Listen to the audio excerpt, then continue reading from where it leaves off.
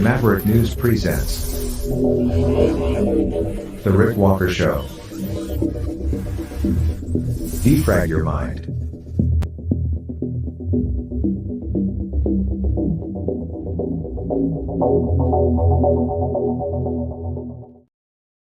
Good evening, Maverick family. Welcome back to the Maverick News Channel. Welcome, new viewers from all over this wonderful world of ours. Great to have everybody here tonight. An important milestone news day because the special rapporteur appointed by Justin Trudeau is advising against establishing an inquiry into foreign interference into the Canadian electoral process. And Justin Trudeau is backing that up, of course. No great surprise, but we'll certainly get into that. Tonight, we'll also bring you up to date on the exact situation with the wildfires out in Western Canada. And so a lot of Canadian news tonight, but we'll also talk a little bit about Ron DeSantis. He is on the verge of announcing his candidacy for the nomination for the Republican Party to go up against Trump. We'll talk about that tonight. And special guest, Brandon Pringle, will be back for part 2 of our interview. Continuing, he is with the Solidarity Movement or Solidarity Party of Arthur Pawlowski, the pastor from Alberta. Brandon will be here to continue his interview with us to explain what his platform is. We're going to find out a little bit more about him so we can understand exactly where he's coming from as a candidate in the Alberta election. So give me a moment here. I'm going to click some buttons, run a little promo while I do that. And when we come back, we'll talk first about Mr. Johnston's decision to not have an inquiry into foreign election interference.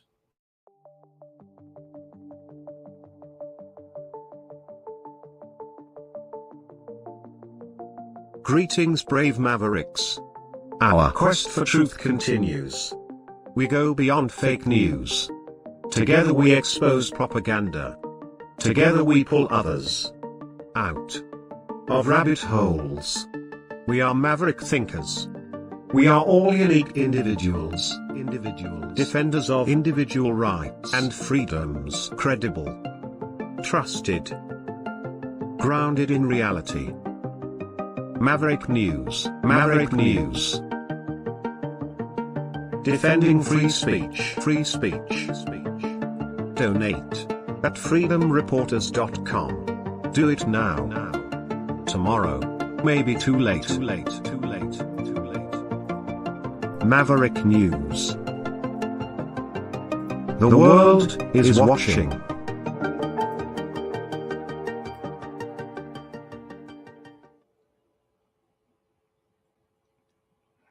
Okay, folks, here he is, the special rapporteur, David Johnston.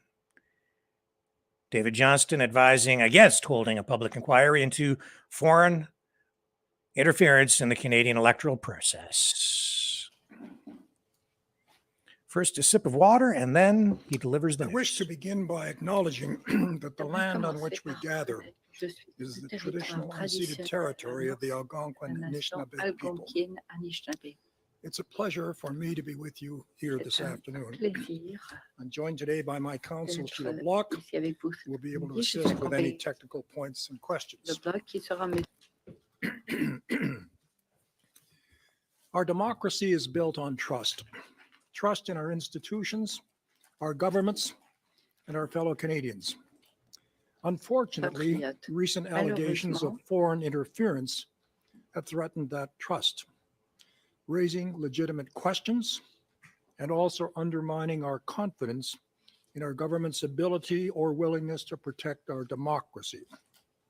Canadians deserve forthright answers about the impact of foreign interference. and whether the government has failed to act appropriately. To be able to make any improvements to the systems that protect our democracy, we must first answer who knew what, when they knew it, and crucially, what was done regarding these recent allegations. This is the focus of my first report. Au cours des 2 derniers mois, j'ai examiné Weird audio problems. Not on on our end. Il s'agit notamment des dossiers Probably the de renseignements originaux or the Knights of Malta. des agences de renseignement The Rothschilds controlling the audio system. I have had unprecedented level of access. I have worked with the security agencies to disclose to Canadians as much as I responsibly and possibly can in my report, more than has been done before. Based on my review, I have reached 5 clear conclusions. First, foreign governments are undoubtedly attempting to influence candidates and voters in Canada. Foreign interference is a real and growing threat, and more remains to be done promptly to strengthen our capacity to detect, deter, and counter foreign interference in elections. Second, when viewed in full context with all of the relevant intelligence, several leaked materials that raised legitimate questions turn out to have been misconstrued in some media reporting, presumably because of the lack of this context. Third, I have identified serious shortcomings in the way intelligence is communicated and processed from security agencies through to government. Fourth, a further public process is required, but there should not and need not be a separate formal public inquiry. A public inquiry examining the leaked materials could not be undertaken in public, given the sensitivity of the intelligence. However, public hearings on the serious governance and policy issues identified to date should and will be held at the earliest possible date as part of the second phase of my mandate.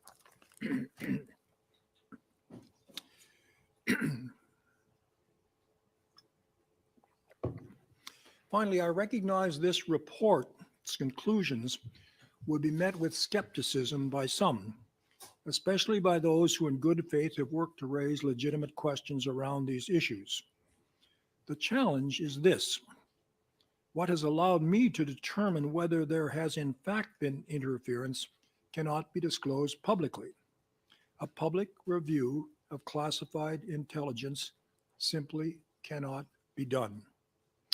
Therefore, fifth, I recommend the Prime Minister invite the 2 oversight committees on national security, NSICOP and INSIRA, to review my conclusions and provide them with all supporting materials, including an annex which contains the classified information. If they disagree with my conclusions, they should say that. Le défi est le suivant. Ce qui m'a permis. Okay, I'm going to cut it there because we have reaction from the leaders of all 3 major political parties. Let's go first to the Prime Minister, Justin Trudeau himself.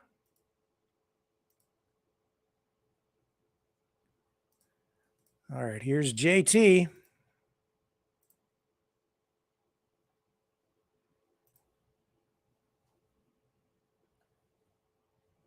Come on, Monsieur Trudeau. Where are you? Hang on. Let me find him. He's coming. He's coming. He's coming. He's coming. Come on. Where are you? Mr. Prime Minister, come on. Get to the podium. There he is. He's there. Je suis très heureux d'être ici aujourd'hui avec les ministres Mendicino et Blair. Pour commencer, j'aimerais remercier l'ancien gouverneur général David Johnston de nous avoir rapidement remis son premier rapport sur l'ingérence étrangère. En mars, il a commencé son examen indépendant pour évaluer l'étendue et l'effet de l'ingérence étrangère dans les élections canadiennes et pour fournir des recommandations afin que le Canada puisse mieux protéger sa démocratie. Le mandat comprenait des recommandations sur les mécanismes et processus nécessaires pour que le Canada puisse combattre efficacement l'ingérence étrangère et pour que les Canadiens puissent garder confiance dans leurs élections et leurs institutions démocratiques. Nous accueillons favorablement le rapport d'aujourd'hui et ses recommandations. Understandably, Canadians have had many questions over the last few months, and that is why we launched this process. The former Governor General has reviewed thousands of pages of classified and unclassified documents. While preparing his report, Mr. Johnston was given complete access to any relevant records and documents from across government. I myself welcomed the opportunity to sit down with him, as did other ministers. He also interviewed senior officials, security experts, and many others.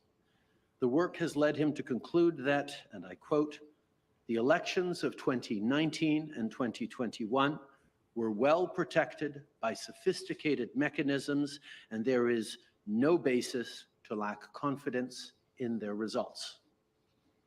Le rapport réitère de manière indépendante et impartiale que les 2 dernières élections au Canada ont été libres et équitables et que les résultats ont représenté la volonté des Canadiens. Selon le rapport, il n'y a aucune This is not indication going que la classe to politique était en défaut d'agir sur des calm things down renseignements, at des all. conseils ou des This recommandations. will only fuel Toutefois, more le rapport unrest. indique que l'ingérence étrangère représente une menace grave et il contient plusieurs recommandations sur les processus visant à détecter, à dissuader et à contrer les tentatives d'ingérence et à mieux gérer la circulation d'informations au sein de la fonction publique. Nous acceptons ces recommandations. L'ancien We'll gouverneur go to général Pierre a Poilievre déterminé que la next from the prochaine Canadian étape de son Conservative travail Party of consistera Canada. à tenir des audiences publiques. Nous soutenons ce travail Our American sans réserve, friends, y viewers, compris should be l'intention taking du note of gouverneur this. général de créer un dialogue This, avec les Canadiens, en I think, is particulier connected ceux more issus to des what's going on communautés in de la your diaspora qui sont souvent la country cible than you de might realize tentatives as well. d'ingérence. Ce travail est essentiel pour l'élaboration de son rapport final. Conformément aux recommandations, l'OSSNR et le CPSNR examineront la partie confidentielle de ce rapport afin qu'ils puissent fournir leur propre évaluation. Letters have been sent to opposition leaders offering security clearances so that they may receive the relevant intelligence. I think everyone can agree with the former Governor General's assessment that all leaders must work from a common understanding of true facts. Mr. Johnson also recognized that more work must be done to address the shortcomings in the flow of security information from the public service to the political level. Our government will always protect the integrity of Canada's democracy and stand up to foreign attempts to interfere with it. And this is a duty our government has dedicated ourselves to since day one. In fact, in 2015, we ran on a promise to bring in oversight of our national security agencies by parliamentarians from all parties, something the previous government had staunchly refused to do, and we did that. The work to counter foreign interference needs to constantly innovate and evolve, especially in a world where interference by other countries in our democracy is more frequent and increasingly sophisticated. Just look at how easy it has been for bad actors to create and disseminate misinformation and disinformation online. And that's merely one example. I just got back from the G7 where we talked about this at length. The illegal invasion of Ukraine and rising authoritarianism were much discussed. And countries there, including non-G7 nations like South Korea and Australia, are facing threats to their democracies. Foreign interference is not new. And it doesn't just target our elections. It targets all aspects of society, our research institutes and universities, our businesses, and most commonly, the diverse communities that enrich our country. Canada is not alone in this. It has happened in elections in the United States, in France, in Germany, and in the Brexit referendum, among others. At the G7, one of the things we discussed was the rapid response mechanism that Canada introduced when we hosted in 2018, so that we could all strengthen our response to diverse and evolving threats to democracy. We will never tolerate foreign interference. Notre gouvernement continuera toujours de Looks to protéger me like you l'intégrité kind de of la are, démocratie au Canada in a et de la way. défendre contre les tentatives d'ingérence étrangère. I think Il this, s'agit du devoir. honestly, my opinion, I think it needs a stronger response. Let's go to Pierre Poilievre now and get his reaction. Here he is. Fortunately, there's no common sense in Justin Trudeau's Ottawa. We see today that his ski buddy, cottage neighbor, family friend, and member of the Beijing-financed Trudeau Foundation came out and did exactly what I predicted, helped Trudeau cover up the influence by Beijing in our democracy. We know that Beijing interfered in 2 elections to help Trudeau win. We know that Beijing gave $140,000 to the Trudeau Foundation with the express purpose of buying the love and the loyalty of Justin Trudeau. And we know that Trudeau has been briefed on these matters for years and done absolutely nothing about it except try to keep it quiet and call names name call anyone who spoke out about it. And then in order to further sweep the matter under the rug, he put his friend, his ski buddy, his cottage neighbor, and Trudeau Foundation member, David Johnston, in charge of today's whitewash attempt. Well, Conservatives are not buying it. We need a full public inquiry to get to the bottom of Beijing's interference in our democracy. And that's what I will deliver when I am Prime Minister. There will be a full public inquiry into this mess. And in the meantime, we will continue to push for a real foreign influence registry that exposes anyone who does paid work on behalf of a foreign dictatorship to manipulate our politics. It's just common sense. Let's bring it home. Let's bring home control of our democracy back into the hands of the Canadian people. Ramenons le contrôle de notre démocratie chez nous. Okay. Well, let's stick with this for just a moment. Bonjour. Je voudrais savoir comment vous... No, that's enough. You've got the idea. And one more, shall we? How about Jagmeet Singh? Yes, we have him from the NDP. Here he is. Let's see what he has to say about all this. Towards report. On that, I want to make it really clear. I respect the work of Mr. Johnson, but I disagree strongly with his finding that a public inquiry is not necessary. I disagree. Given how serious the allegations that we've heard, given that it attacks directly people's confidence in our electoral system, we have been calling for a public inquiry, and we remain resolute that a public inquiry is necessary to restore the confidence in our electoral system, to make sure we're showing Canadians that this is something we take seriously, and for people to have an opportunity to see and hear clearly about what's happening and what's being done to tackle foreign interference. This is something that's so serious that it requires a public inquiry. We are going to continue to push for one, and we're going to use every tool at our disposal in the House of Commons to continue to advance a public inquiry. The rigor of a public inquiry, the transparency, and the ability to have questions asked in public and people hear the responses is so important that it is required to deal with the serious allegations of foreign interference. We've seen, though, with the Rouleau Commission, the inquiry, the public inquiry into the Emergencies Act, that we can actually do this in a way that respects national security, because I understand and hear very clearly the importance of us not in any way compromising national security. So I wanted that to be clear. I understand that's a serious concern. We can do that. And the Rouleau Commission showed us that there's a way to ensure national security is not in any way undermined, and we can still have a public inquiry.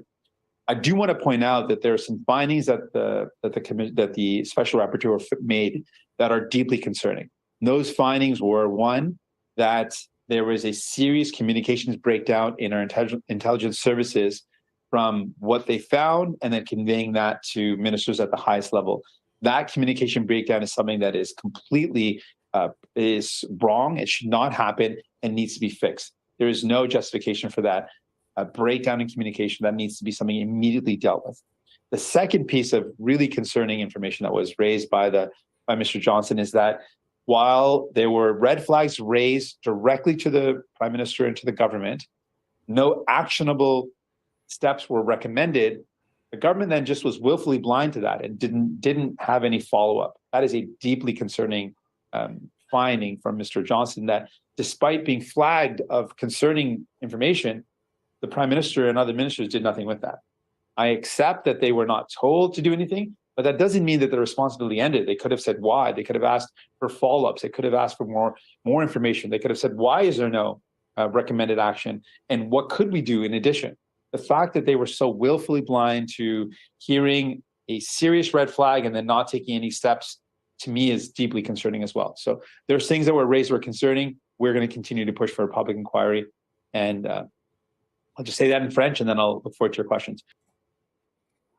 Okay, well, we heard it in English, and for us, that'll do, because I don't think we have many, if any, French-speaking viewers, and we don't speak French on the show, so we'll pull away from that.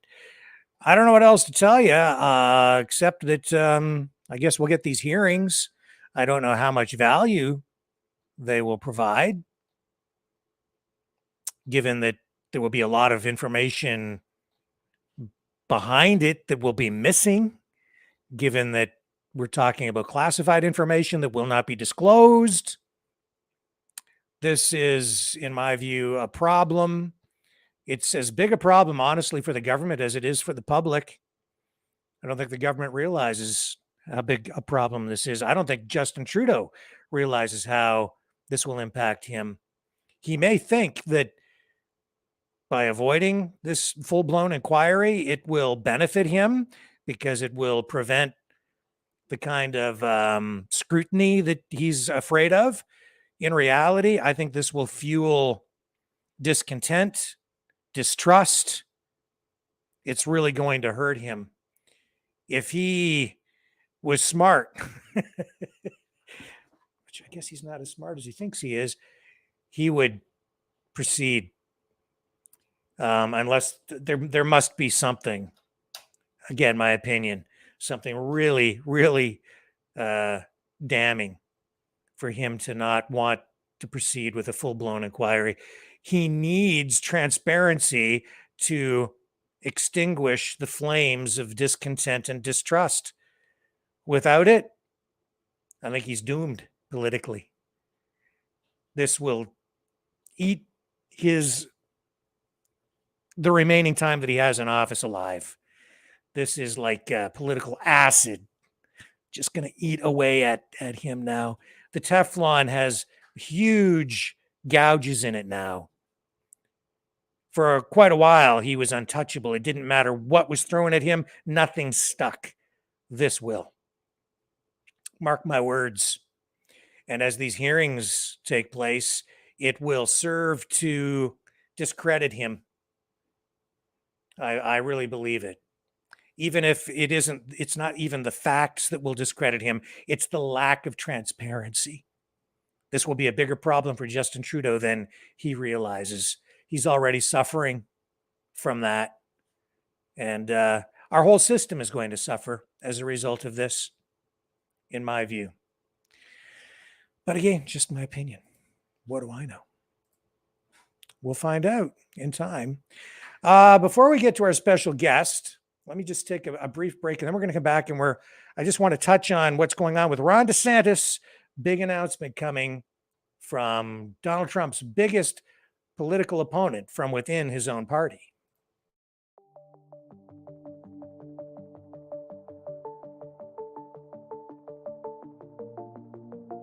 Greetings, brave Mavericks. Our quest for truth continues. We go beyond fake news. Together we expose propaganda. Together we pull others out of rabbit holes. We are maverick thinkers. We are all unique individuals, defenders of individual rights and freedoms, credible, trusted, grounded in reality. Maverick News, Maverick News. Defending free speech, free speech. Donate at freedomreporters.com. Do it now. Tomorrow may be too late. Maverick News. The world is watching.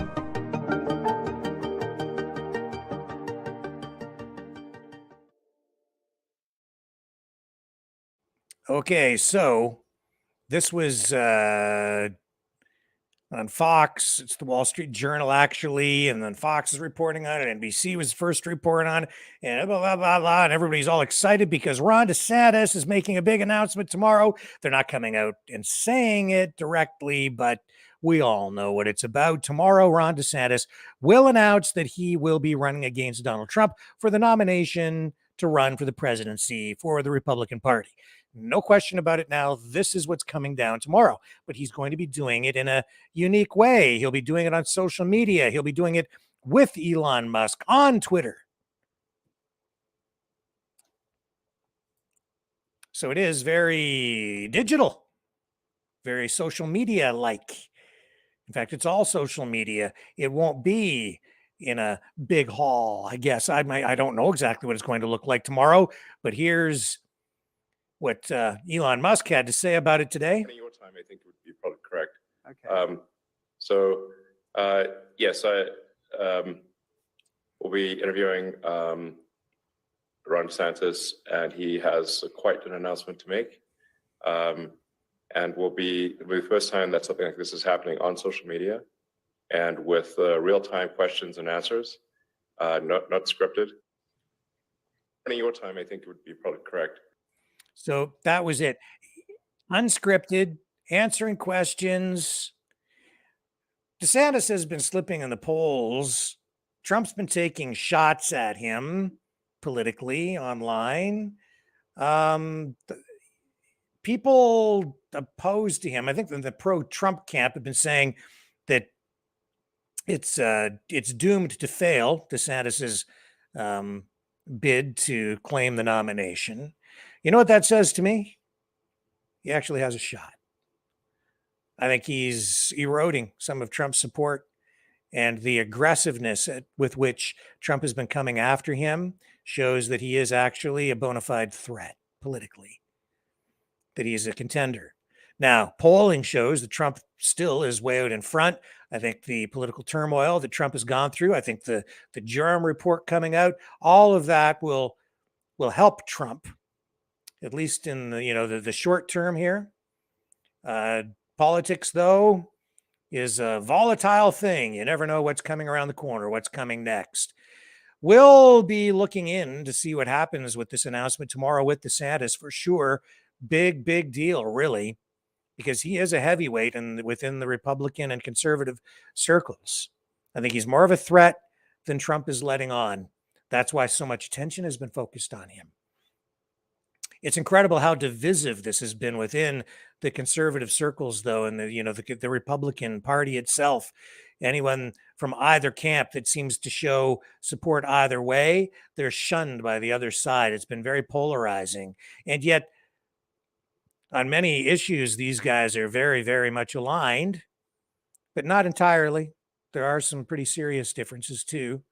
And Trump now carries a lot of baggage with him. So, after being president and then 2 years now or so sitting outside the presidency, criticizing Biden, trying to take another run at things, but he carries all the baggage of the vaccines, the pandemic, the decisions that were made during that time. It's a different scenario this time around than the first time he was elected president. The first time around, he wasn't a politician, or so he says, or said. Now, he's definitely a politician. And so is DeSantis. But He's a heavyweight. We'll tune in tomorrow and see what Elon Musk has to say or how he handles this tomorrow on social media. Pretty big development, but no big surprise. Stay with me. We'll be right back with our special guest, Brandon Pringle of the Solidarity Movement of Alberta, for part 2 of our interview with him about his candidacy for the party in the ongoing current Alberta provincial election. Don't go away. The New World Order. Government overreach. The Great Reset.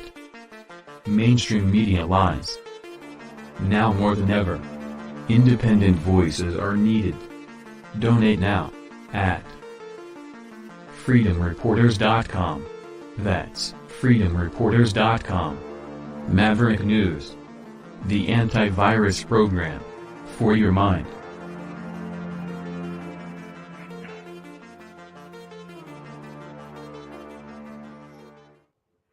Okay, I'm back, and joining us live now, direct from Alberta, is Brandon Pringle. Hey, Rick. Sir, welcome back Good for part to 2. see you. Thank you very much. Good to see you. Nice shirt. Thank you. Yeah, that seems to be my calling card online. People are always commenting on my stylish shirts. Oh, outstanding. Good job. Well You done. get to get a shirt like this, you have to go to either the thrift store and the secondhand rack or the discount rack at Walmart. One or the other. And that's where you pick them up. And I'm sure it was not Walmart. I'm sure it was a thrift store. It was not. It was. Was it the Actually, thrift this store? shirt I've had for years. It Was never it the goes thrift out of style for me. Yeah. Was it the thrift store?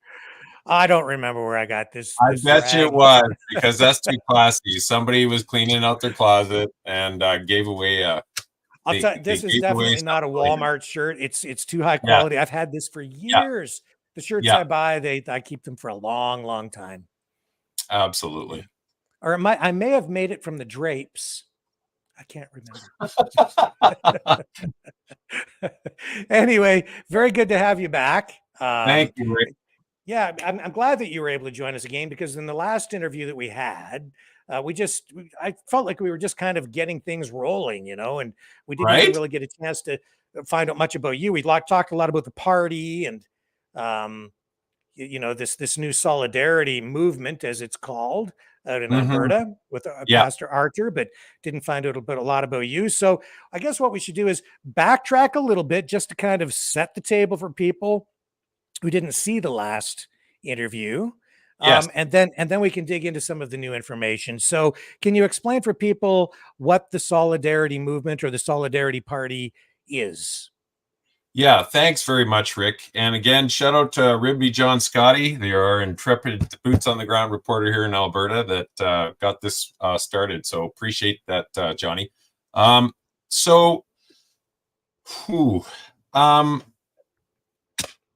boy. I am so sorry. I don't even know what happened there. Well, let me help you out. So Solidarity Party. Yes, thank you. Okay, here we go. So Solidarity comes from Poland. Now, if anybody that's over 50 remembers Solidarity and remembers the horrific, horrible communist regime of Poland that so terribly abused its people, and of course, Pastor Arthur is Polish, and he escaped that. He grew up in this, and so he immediately recognized. So he came to Canada looking for freedom. I've escaped that, and now he's here, and so he sees communism all around him, and he's being attacked, and for the crime of feeding homeless people. I mean, it's just unconscionable. So he's called it the Solidarity Movement for that very reason, because it's a peaceful standing up against communism and the communism that's trying to enslave Canada. If you look at what's happening with Trudeau right now, and what you were actually, Rick, you were just sharing about the election interference from where else but China, one of the most horrific communist regimes on the planet. And the Canadian government is just ignoring it, treating it like it's not a big deal, when it's actually it's a major attempt to remake Canada in communist image, and so we don't want that. So Pastor Arter's working very hard to stand up against that, and so am I. And I know a couple of your previous guests have probably mentioned the Naked Communist. And for those of us who have any belief whatsoever, or confusion, or not sure about like what's happening, all you have to do is read this book, and you actually can see everything, perfectly makes sense. I heard Salim Mansour, the professor from the esteemed professor from Ontario, speaking, and he said that the stars have always been there and the constellations has always been there, but you didn't see them. Not because they weren't there, but somebody connected the dots for you on a piece of paper, and then when you looked up in the heavens, you went, oh, there it is. And that's exactly what you're looking at. If you read a book like The Naked Communist, you'll immediately be able to actually connect the dots and see that they were there all along. It's just you didn't see them. So Salim Mansour, is he not the author of the Buffalo Declaration? That is a good question. I heard him speak, so I didn't do a bunch of research on him, but I'll tell you, hearing him speak was exceptional. And he's not it's funny because he was speaking in a church and he said, I'm not a follower of Jesus, and I'm not a Christian, he said, but I'm here to tell you that this thing that's going on right now is not an attack on Islam, and it's not an attack on Hinduism, it's an attack on Christianity. And I thought that was very insightful and very brave of him to say that, especially since nowadays that's kind of not so politically correct. But I thought hopefully that you would appreciate that, because I feel that Maverick News is very much not politically correct and actually taking the truth to people, rather than just regurgitating the same old tired things. And just so I don't forget to say this later in the show, we cannot, it is absolutely impossible, like, please support Maverick News, please support the show. It is not even measurable how important what people like Rick are doing, because he's up against a media machine. Trudeau has spent $600 million of our money propping up legacy mainstream media. And why isn't Rick getting any of that money? Well, because he's not going to promote the narrative. And so I don't want their money. Yes. Thank you. No, I don't. Yes. And so that keeps you free, and that keeps you unbiased. And so that's all the more important why we have to keep fighting and for this. And actually, that's one of our platforms, is on this bad boy right here, is hold media accountable. If you promote lies and censor truth, you're guilty of furthering crimes of the people lying. And we want to end government funding of media, period. This has to stop. I mean, in Soviet Russia, Pravda was the newspaper, the government newspaper. Now they had the hilarious, if it wasn't so evil, nerve to call, so Pravda is Russian for truth. So their propaganda was claimed to be truth when it was anything but. So Pastor Arter, the guy said 100. Actually, Rick, and another thing I wanted to thank you for actually playing that video right at the beginning of the last show. So please, if you haven't seen it, guys, please go back on the last show and watch that clip. The clip heard round the world.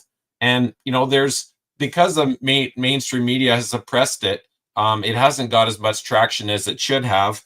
I mean, you go search Pastor Arter's name, there's 191,000 results. There's 5 million views just on Fox alone. And he was actually even on the Times Square billboard, a massive billboard, because of the 2 months that he spent in prison defending us. I don't see any other politicians stepping up to the plate willing to go to prison to defend us. And so he's the real deal. And I mean, other people don't know that for his support of Israel, he received the honorary chaplain position for the province of Alberta from Megan David Adam. He also, from Bishop Dr. Gary Kilbrana, the Secretary General of United Christian Churches of Kenya's Supreme Court Council, gave him honorary ordination for his humanitarian work in Africa. And he's not just doing this on the streets of Calgary. He's been doing this for years around the world.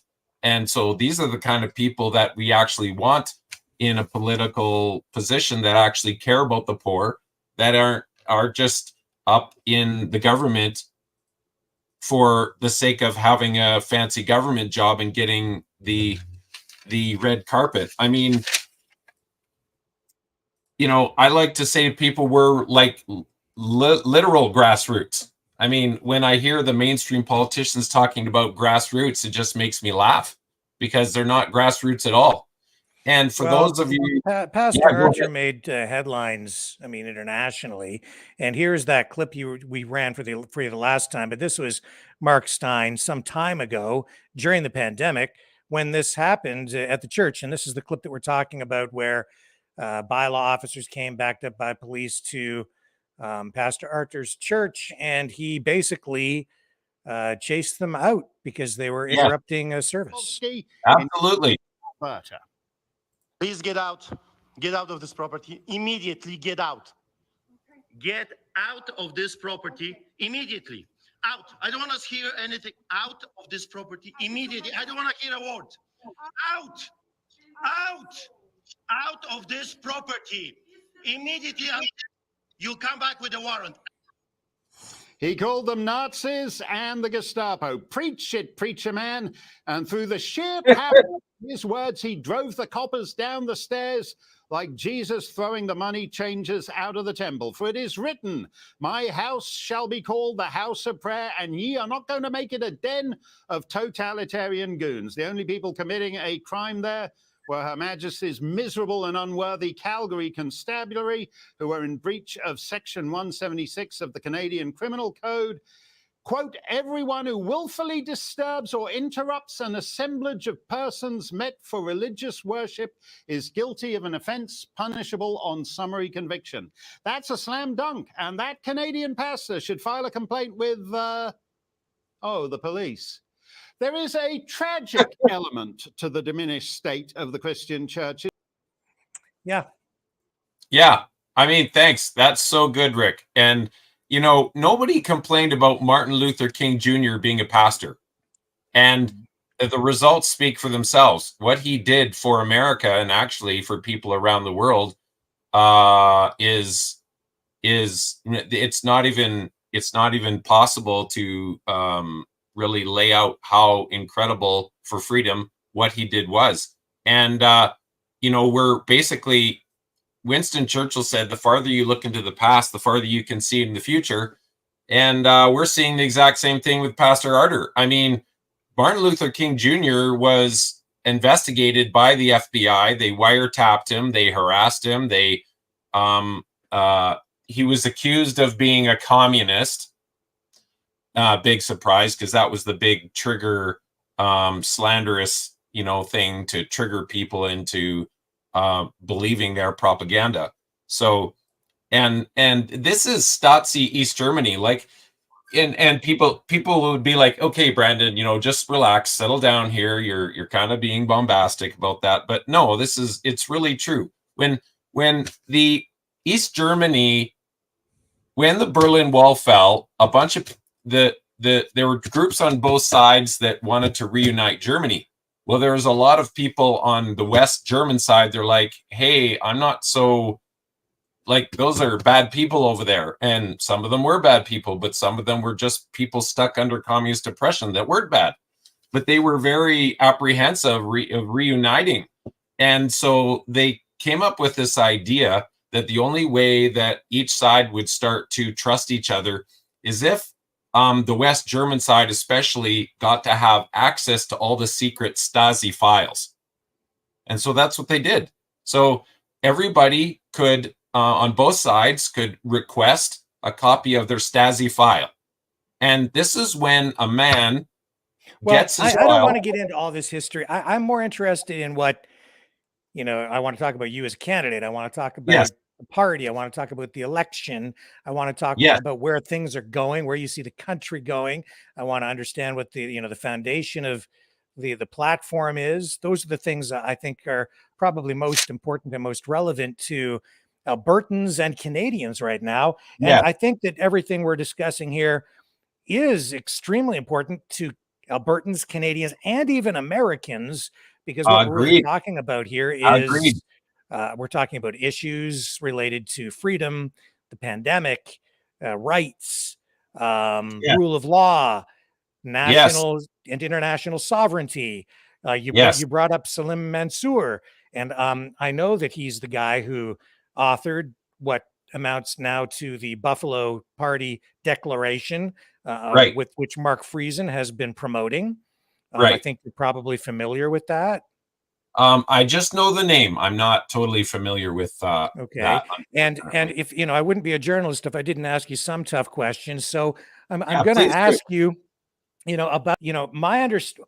And I've read the Buffalo Declaration, but it was probably a month ago or so when Mark Friesen first spoke of it. Salim Mansour, in my estimation, is, well, let me just bring up his site here. Forum for Canadian Sovereignty. Mm-hmm. So you guys are kind of aligning with this ideology. Forum Well, for Canadian that's sovereignty. yeah. Like what, Yeah. where, like That- honestly, I have, some concerns about this stuff because this Yes. is sovereign citizen, common law stuff. This is all in that vein. And Yeah, when I I hear mean- people saying that they want to save Canada, especially from these, smaller political parties like the one that you're involved with, like the Independence Party that Arthur Pawlowski was the leader of until just recently. The Independence Party, I know, is aligned with the Buffalo Party, that they're sharing some common views on issues like sovereignty. Mhm. And the legitimacy or lack thereof of the Canadian government. Mhm. And I keep hearing rhetoric from that side of the aisle, your side of the aisle, honestly, that portrays Canada as being a completely illegitimate government that has no authority really over Canadians because it does, in some cases, they're saying it doesn't even exist. So what is your Yeah. view on sovereignty and Canada? Yeah, I think it's their attacks are very silly. I mean, yes, okay. If there's actually people who are saying that none of the laws exist, well, that's kind of like saying the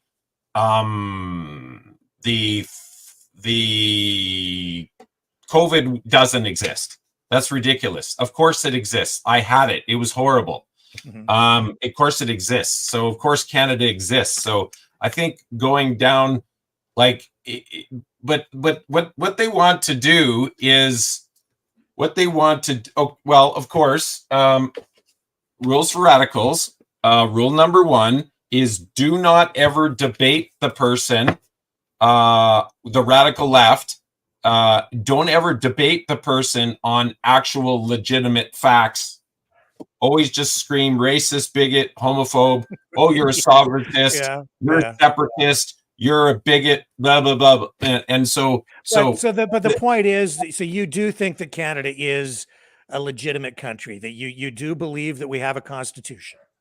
Oh yeah, absolutely. Okay. And All so, right. So and so we're good there. well, you said so I'm just making sure that we understand where you're at with your platform, that's because good. And I'm hearing people, from that side saying things yes, otherwise. and your show says to keep out of rabbit holes. Right. So I mean, that's I'm not in the rabbit hole. Okay. But so you know, when you look at our platform, it's very straightforward.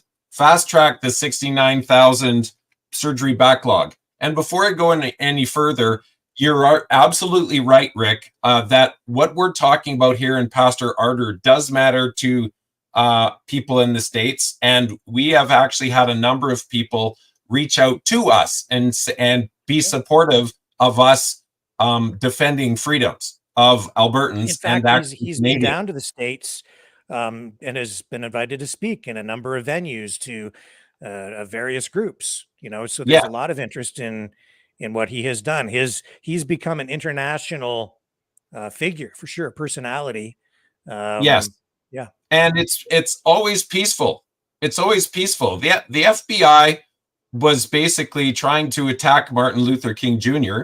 And just like the way they're trying, the police are trying to attack Pastor Arter here. It's the same old thing over and over again.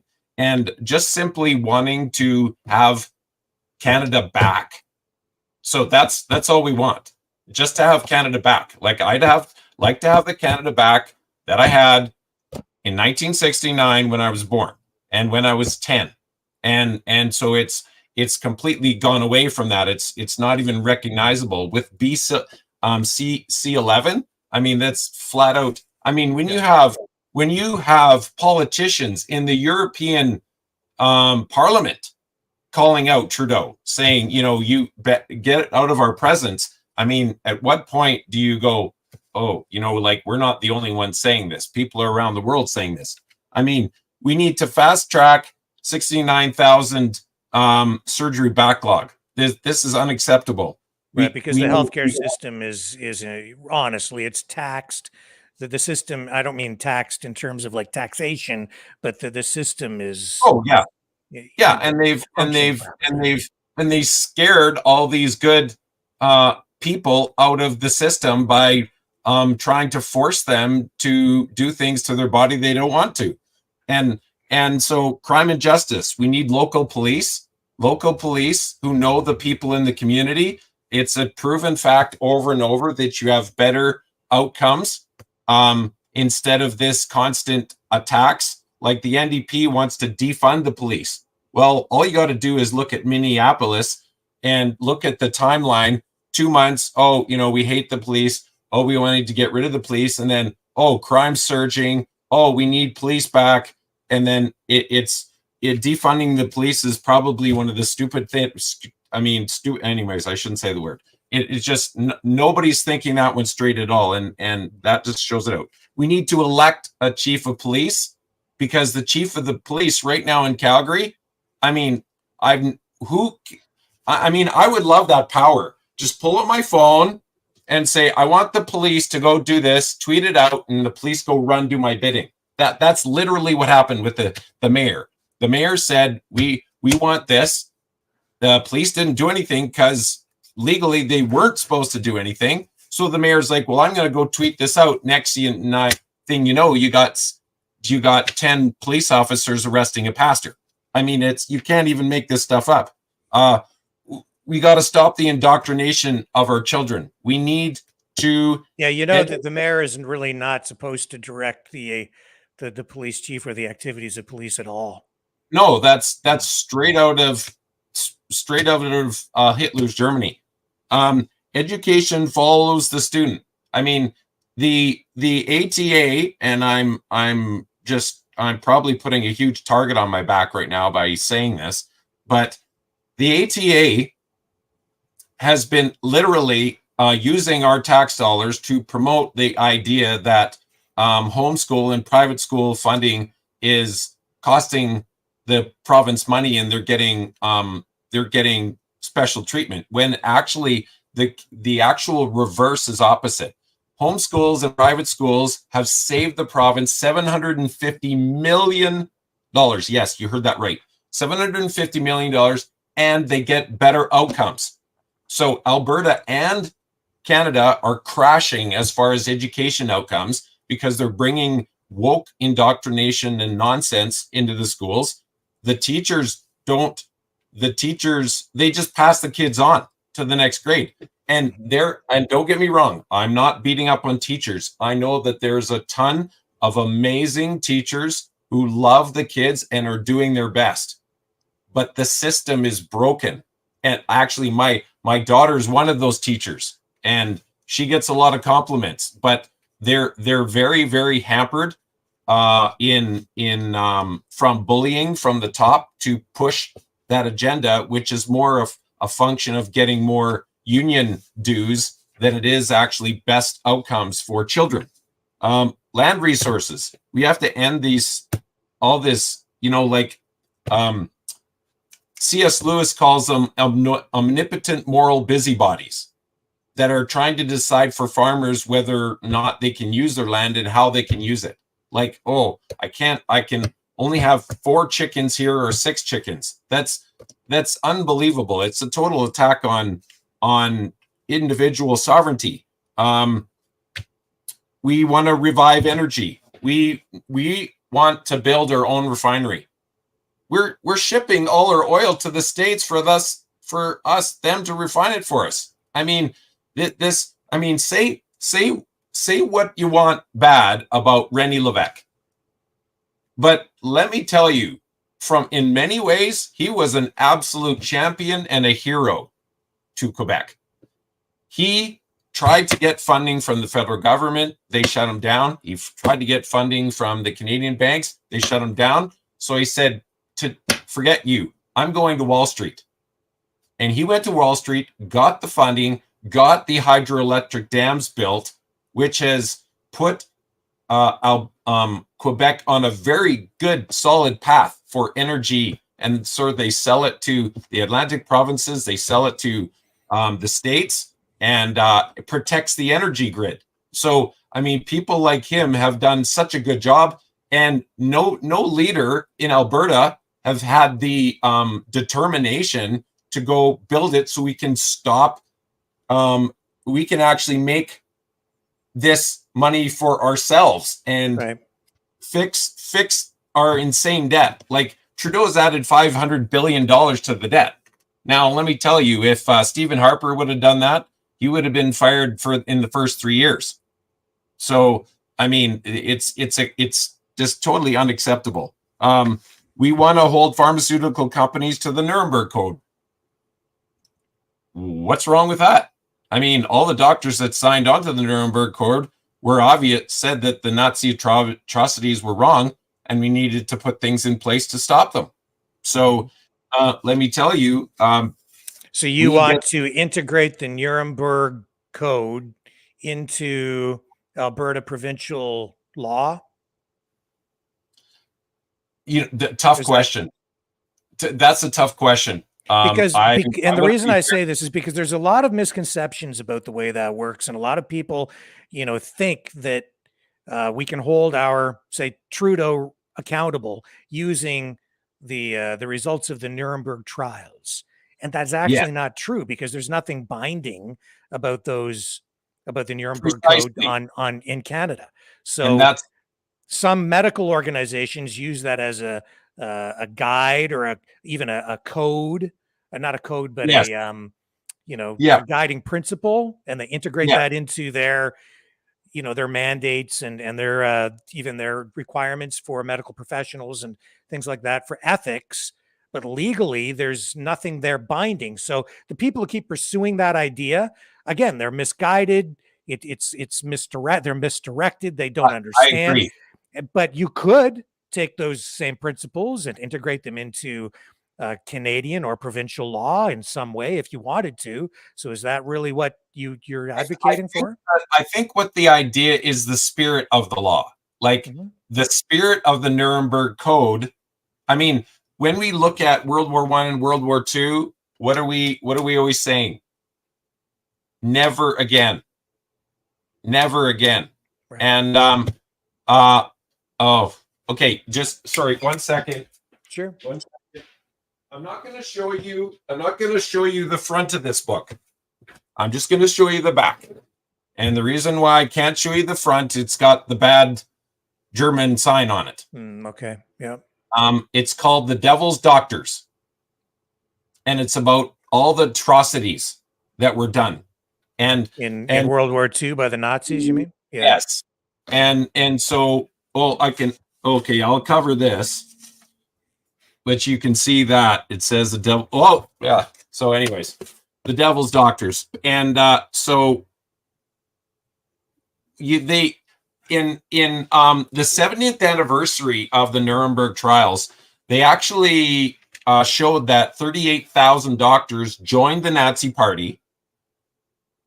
And they also found more doctors than any other profession, so than judges and lawyers and any other profession, more doctors joined the Nazi Party than any other profession, and the doctors became more thoroughly Nazified.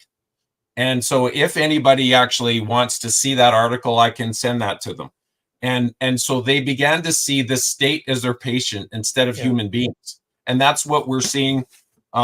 So we got to put an end to this. So I mean, I don't want to get too far over here again. I want to try to bring it back over to today, but I certainly see what you're saying. So now, is that just your personal view on how you would like to incorporate the Nuremberg Code into law, or is that an actual official party plank in the platform?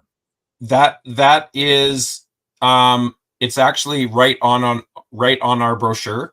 Okay.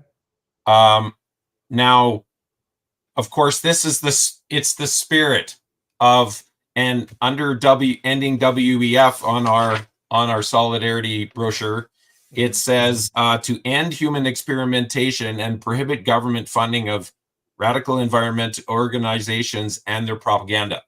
So a number of these things are actually like the latest we call it cupcake because we're not allowed to say it. The latest cupcake has been tested on 8 mice.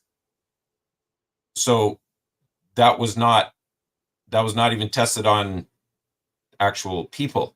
So, and returning. Well, I mean, I don't want to get too far down that road either. I mean, you're preaching to the converted largely here. I'll move on quickly. Paper ballots.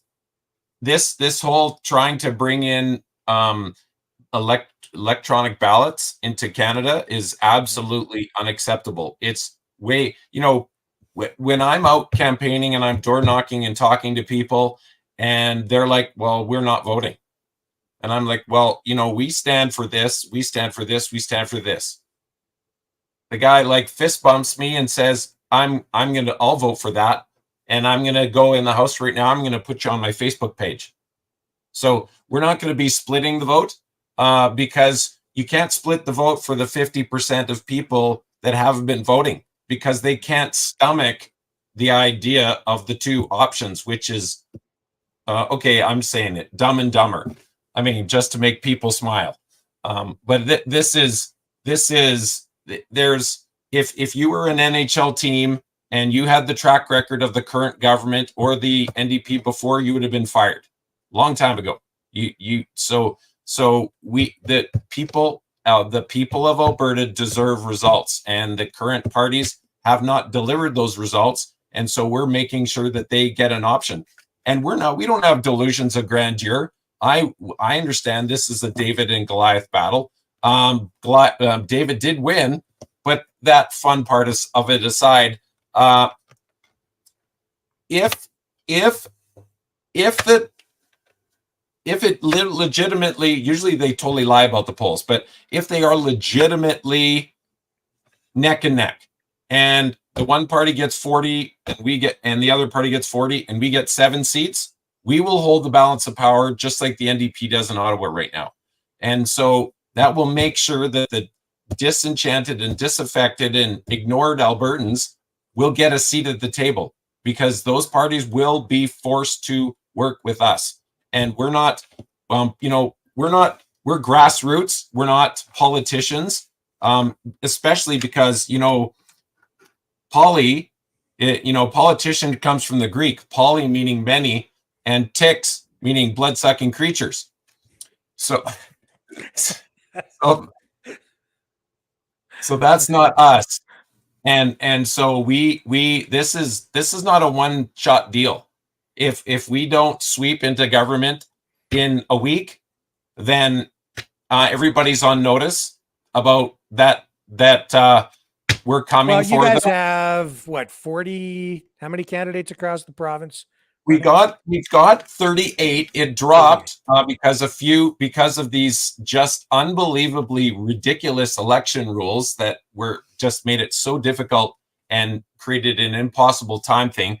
But what a lot of folks don't know is because of the transition from Arthur having to move from independence to create his own party from scratch. There's a number of independents who are completely aligned with us.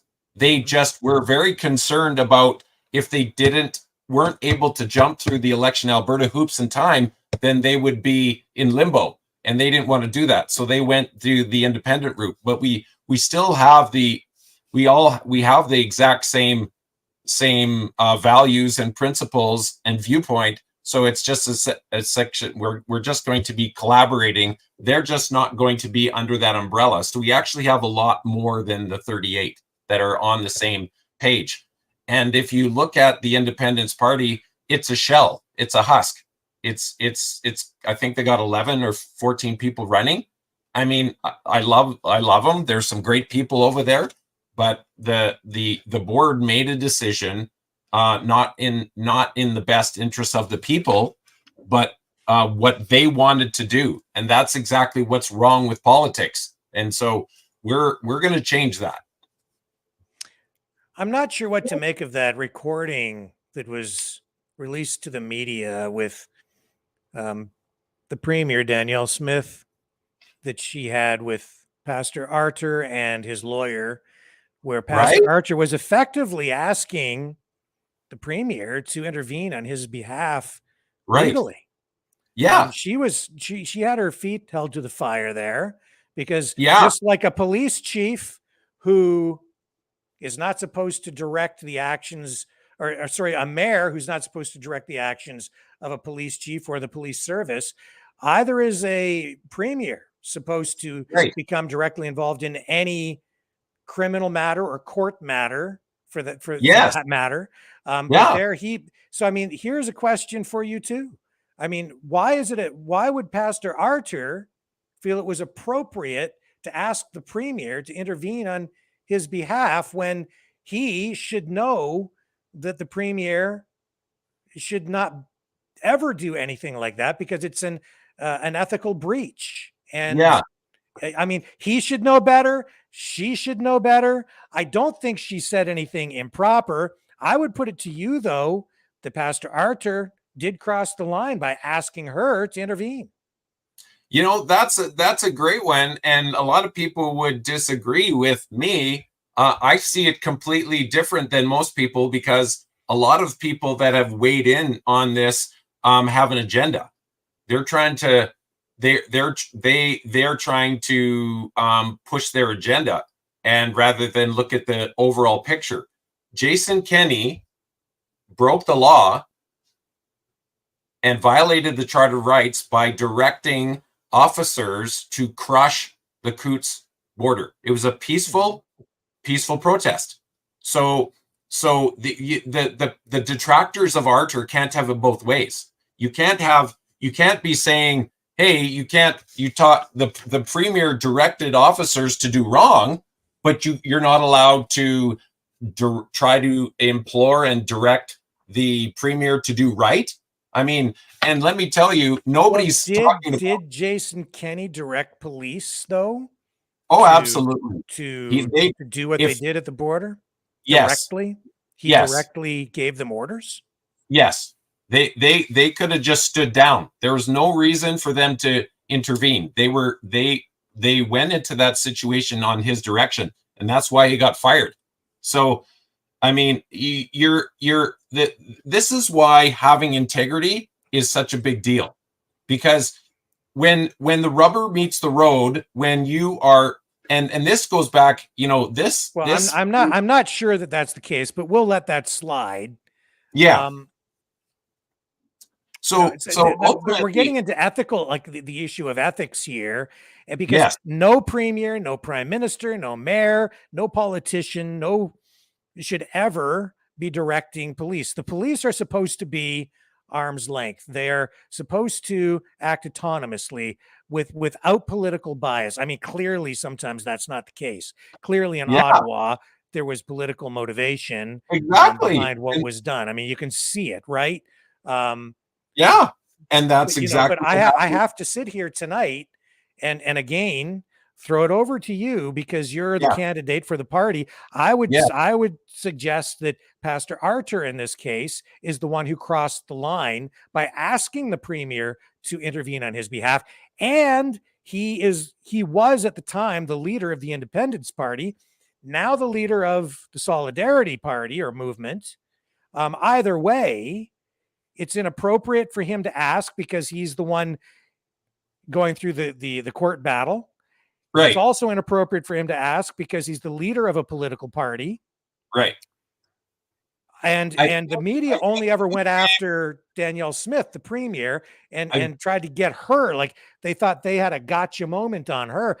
When I listened to the recording, I would say she really didn't say anything wrong, even though the ethics commissioner said that she was in breach. But I think, honestly, Pastor Arthur was in breach of ethics. Well, I think to me, it goes back to now I'd have to, sometimes all this craziness happens so much that you can easily miss the timeline. But I believe Pastor Arthur didn't become the leader of the Independence Party until the middle of the summer. So, and the Coutts border thing happened in the. But when he spoke to the premier, he was the leader of the Independence Party. Yes. And but see, it comes back to the same old thing over and over and over again, which is when the premier has had a habit of engage, like the previous and premier. Regardless, Brendan, even if he wasn't the leader of the party, it would still be inappropriate for him to ask the premier to intervene on his behalf because the premier can't do that. If she does, it's a breach of ethics. And honestly, it's even illegal. Well, I would see, and I would, if it was just that cut and dried, I think I would go along with that. But because the political leaders actually engaged and directed people to the border, then that doesn't matter, because what matters is what the law is and what the ethics are right then and there as that case is being dealt with. Right. And Danielle Smith actually addressed exactly what you're discussing here. And again, we don't need to get too deep into this. I think that it's it's a very interesting case. It's a very difficult question of ethics, but on the other hand, I think it's also simple because no politician should ever direct police. And it's also inappropriate for I guess legally, Pastor Arthur, I don't know, because he's not directing police. He's asking the premier to break the law for him. Well, I think to me, it's this simple. That's not proper. Yeah. To me, it's this simple. If Kenny hadn't broke the law by directing the RCMP to break the law, which would be a court case in itself if he were to be sued or held accountable for doing what he did. But we also know that those kinds of court challenges have been basically defeated because Trudeau because of Section 1 of the Charter, which was used to do an end run around our constitutional rights. Absolutely. Because there was the declaration of the pandemic, which is what was the case in every province across Canada and territory. So it's not that simple. Yeah, and I like I have a super good story that really illustrates this really well. And I really like the pushback because the thing is, real journalism is like, hey, well, what about this? What about this? Not, hey, because the mainstream media is just, they just cheerlead for Trudeau. Yeah, exactly. And it's disgusting and it makes me sick. So I want to be on the hot seat. If you can't handle the heat, get out of the kitchen.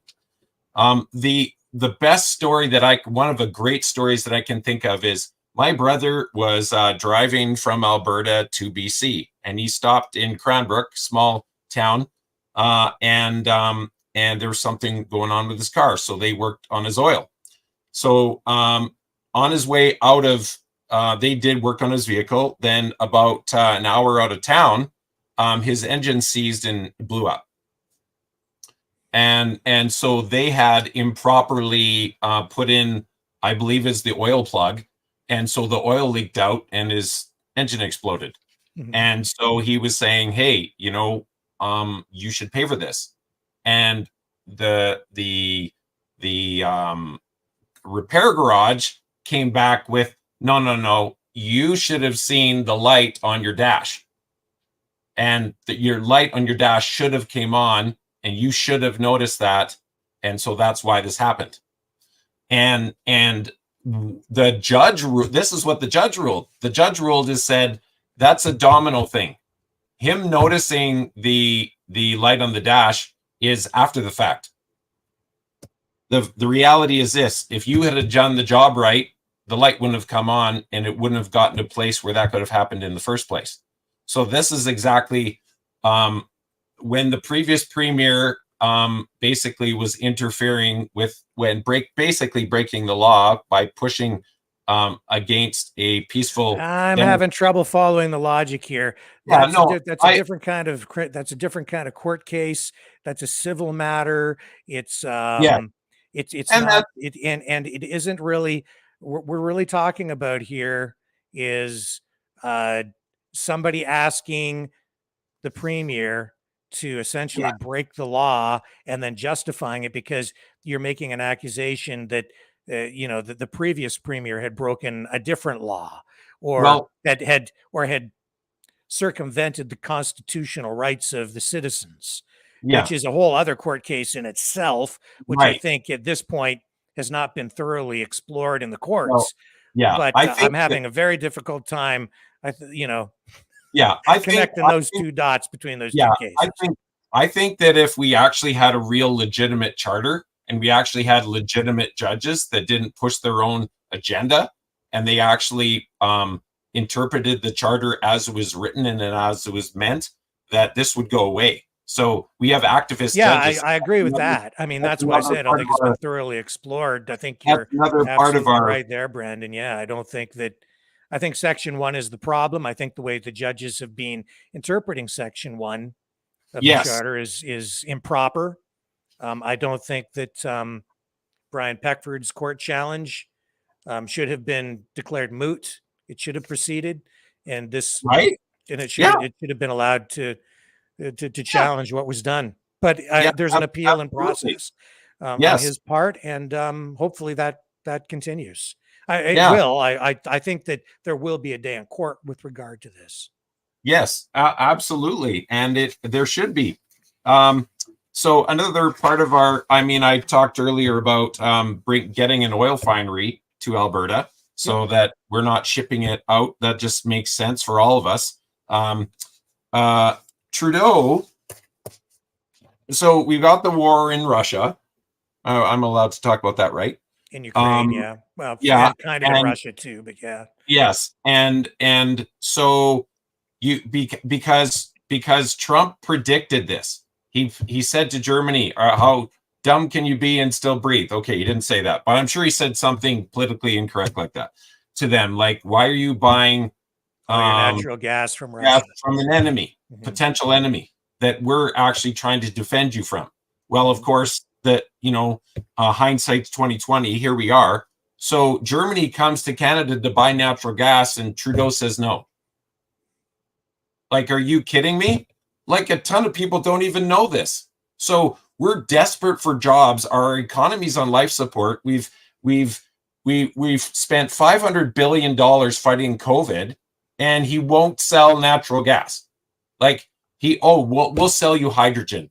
So Qatar just signed a 20-year deal to sell 2 billion tons or some crazy amount. I mean, it just says a huge amount of gas.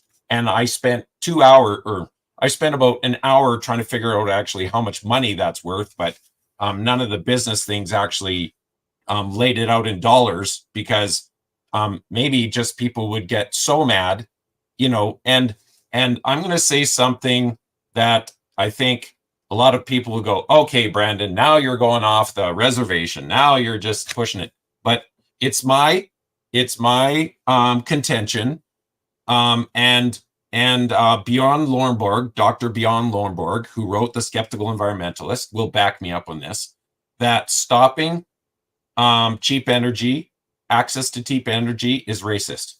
And the reason why it's racist is because it far and away disproportionately affects emerging economies, India, Africa, South America. I mean, you look at Venezuela right now, they're on life support.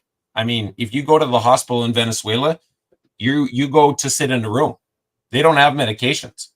And this is all because of this insane WAF war against oil and gas. And so Trudeau's part of that. So, I mean, I don't like, how does the guy have a job?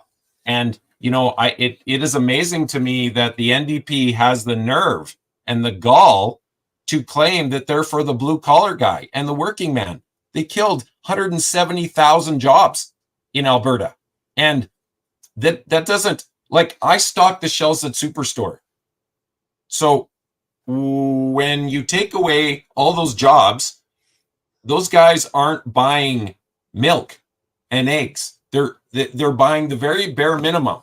And so they cut my hours. So, I mean, so that's a good segue, actually, because I'd like to know a little bit more about you. And again, what riding are you running in? I am in Innisfail, Sylvan Lake. I don't know if it shows up on the private chat there, but I put my email address. It's the longest email address in the history of email addresses. It's Brandon Pringle at solidaritymovementofalberta.ca. Okay, I'll put that, I'll post that in the comments section for you. So yeah, I'm in Innisfail, Sylvan Lake. So for your viewers that are around the world, if you go on your map, if you know where Calgary is, we are going to be in the riding roughly an hour and a half straight north of Calgary, right in central Alberta. Well, I'm sure if the people are living there, they'll know they're in that riding, and that's the, oh, who's that? Oh yeah, that's my wonderful wife there. Yes, she's video bombing waving you. High. Yeah, she's waving high. Yeah. So, okay, wow, my amazing, completely gorgeous, next level, awesome wife just pointed out that I typed it in wrong. Of course I did. I looked at it 4 times. Okay. It's Brandon dot Pringle. Okay, I'll correct that for you. Thank you, Rick. You're a lifesaver, babe. Oh, you know, it's funny because there's, I mean, like, I know people are going to say this is being silly, but this climate hysteria has got to stop. I mean, Lenin said the way you get people to believe a lie just is scream it loud enough and long enough. And, you know, there's a stand of trees in Iceland. Just this one stand of trees in Iceland has the capability of cleaning all the air in the world. Like, does anybody really believe that we can control the sun? I mean, I was speaking at a group of 100 people at the debate, and I said, okay, can I have a show of hands? Is there anybody in the room that thinks we can control the sun? Nobody put up their hand.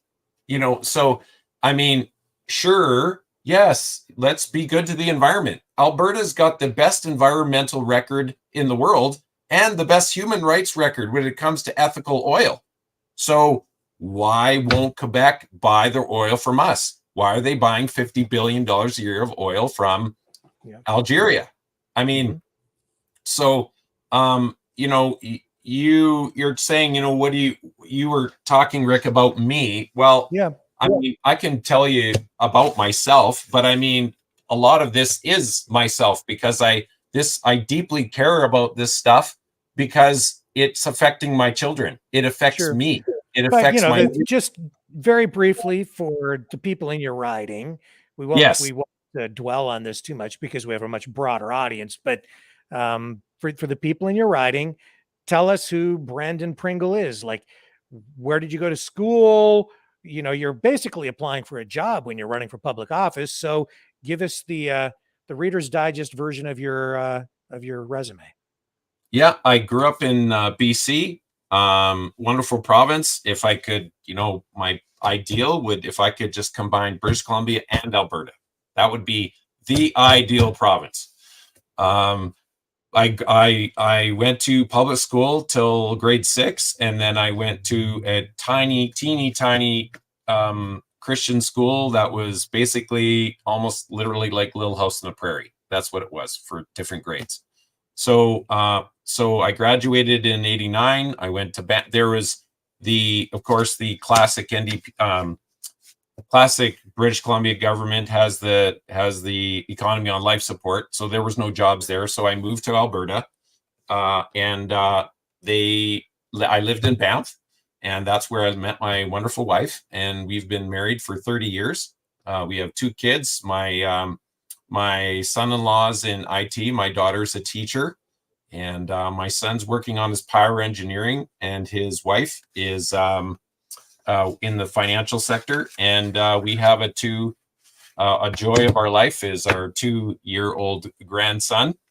And good news for them, bad news for us. They're moving to Japan to take on a new adventure there. And so that's going to be fun for them. And, when they probably come home in a couple of years, our grandson's probably going to be 12 inches taller.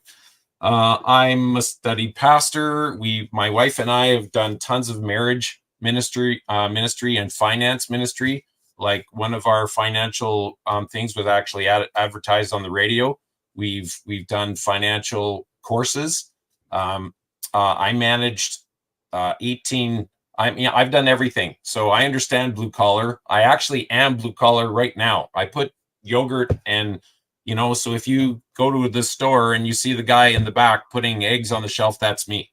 I've been a chimney sweep. I've worked at 7-Eleven. I've worked at McDonald's. I know what it's like to be that person trying to make your way in the world and pay your bills. I've managed in sales and management. I managed 18 million a year, and I worked my way up from $9 an hour in sales to sales management and branch manager, managing 18 million to sales and 35 staff. And so here we are. I also worked for 3 of the best hotels in Alberta. So I've been in customer service. I've been in advertising. I've been in sales, marketing, you name it. And so I really, and so now, basically, to sum it up, now you're into the political arena. Yeah, because, like it says right on the back of our brochure, all it takes is for evil to triumph is to good people to do nothing. And I think my family is taking a big sigh of relief because I've been talking about this forever. And so I think maybe they thought, oh gosh, if he just gets into politics, he'll stop talking to us about this all the time. So I think they're pretty happy about this. And you're not going to stop talking about this with them. Well, okay, you got me. But hopes for them, hope springs eternal. But they and I was gonna go get In Flanders Fields off my wall. Hey, gorgeous, could you grab Flanders Fields for me?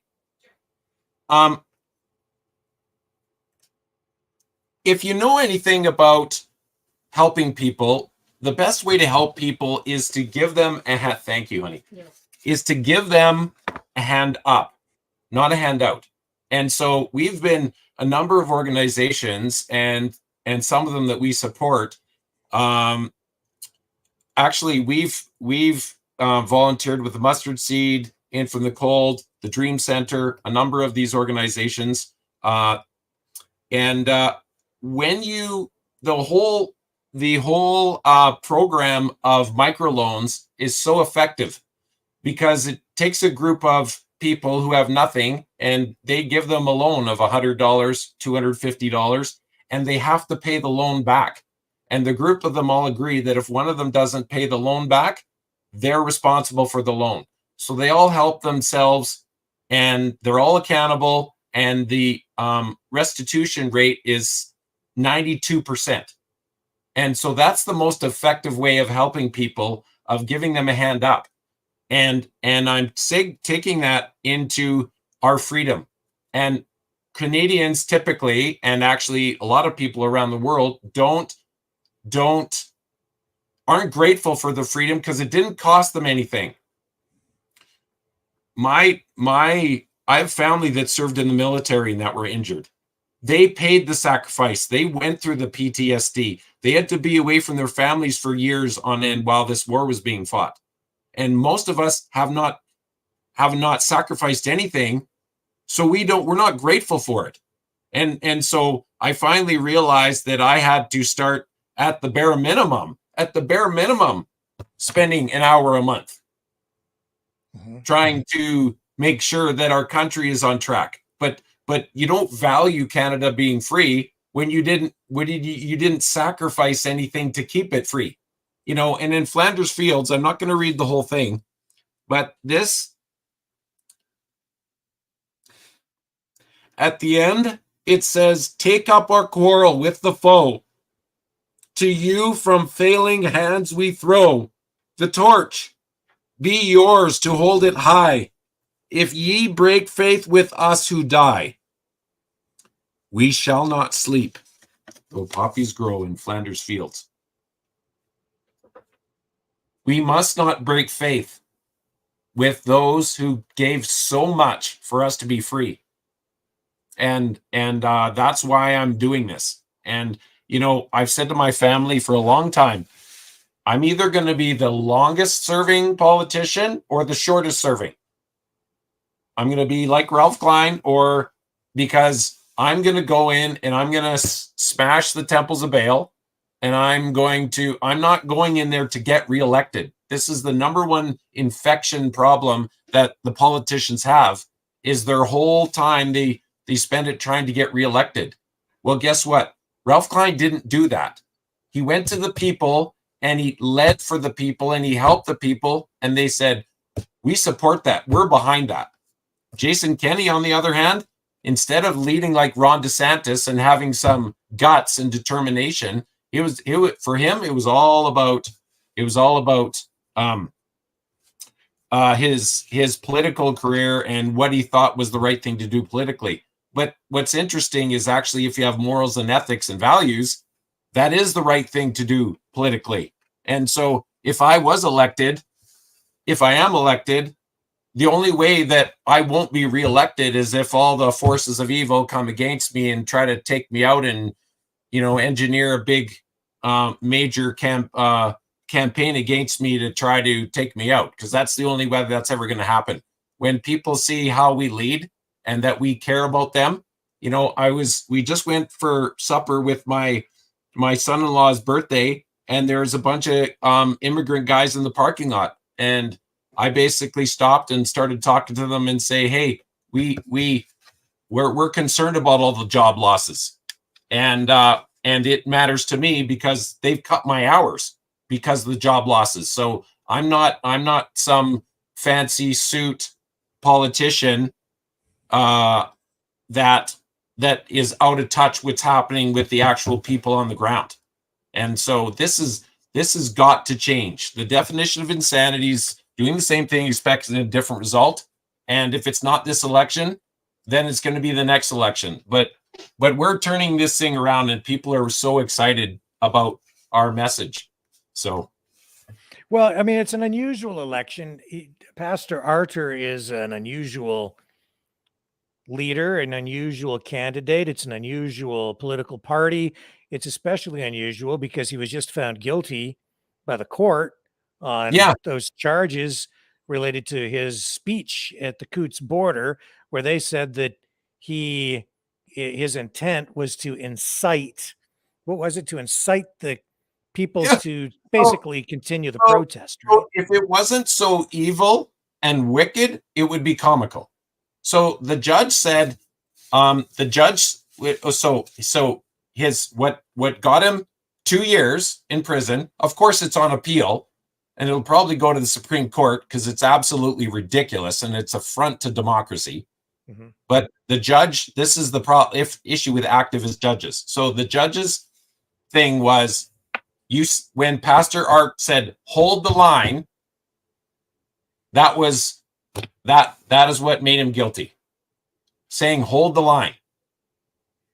I mean, like Bill C-11, the end of free speech, you know, I mean, and this is why, of course, Rick, what you're doing is so important, because if we don't have freedom of speech, then, you know, and speaking of freedom of speech, so some people will say, well, hey, we don't want a pastor in. Well, they don't know the history of freedom.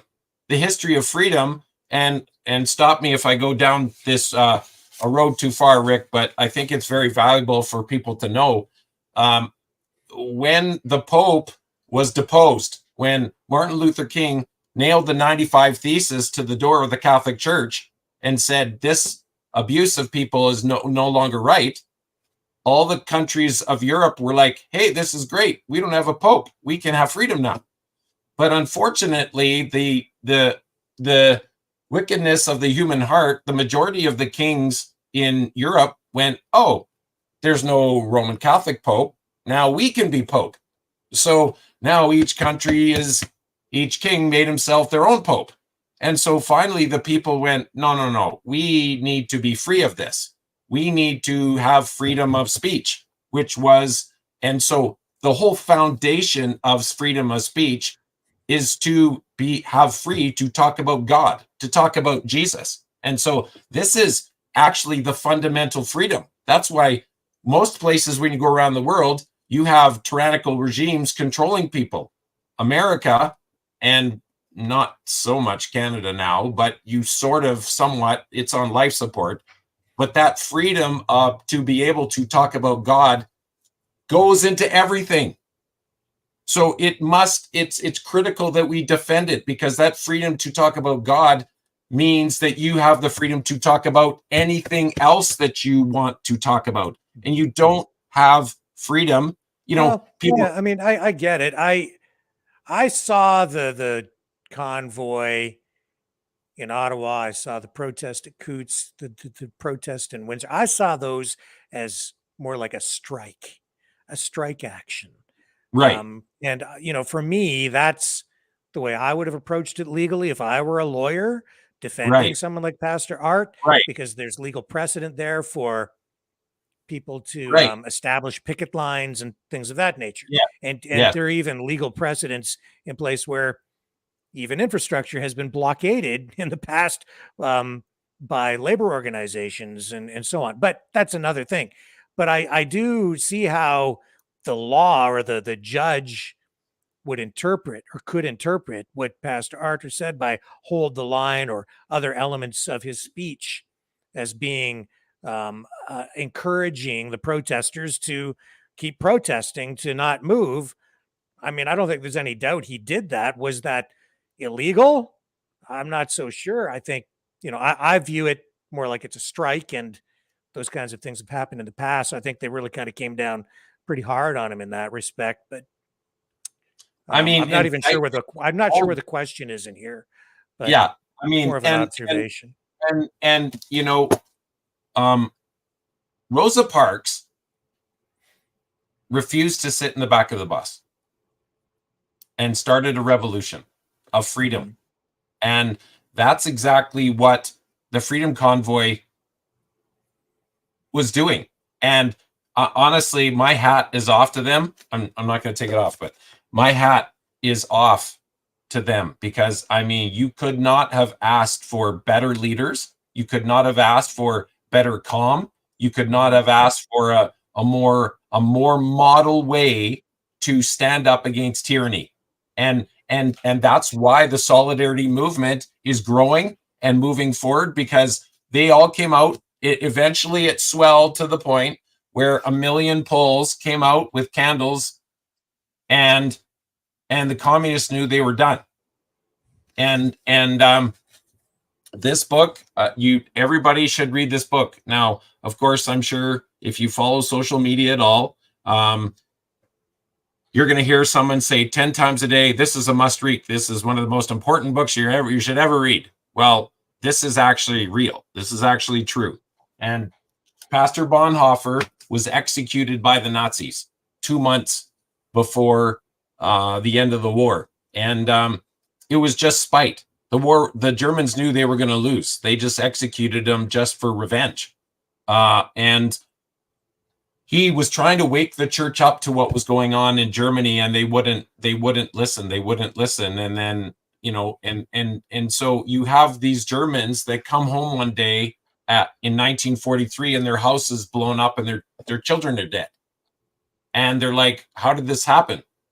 And how could this happen?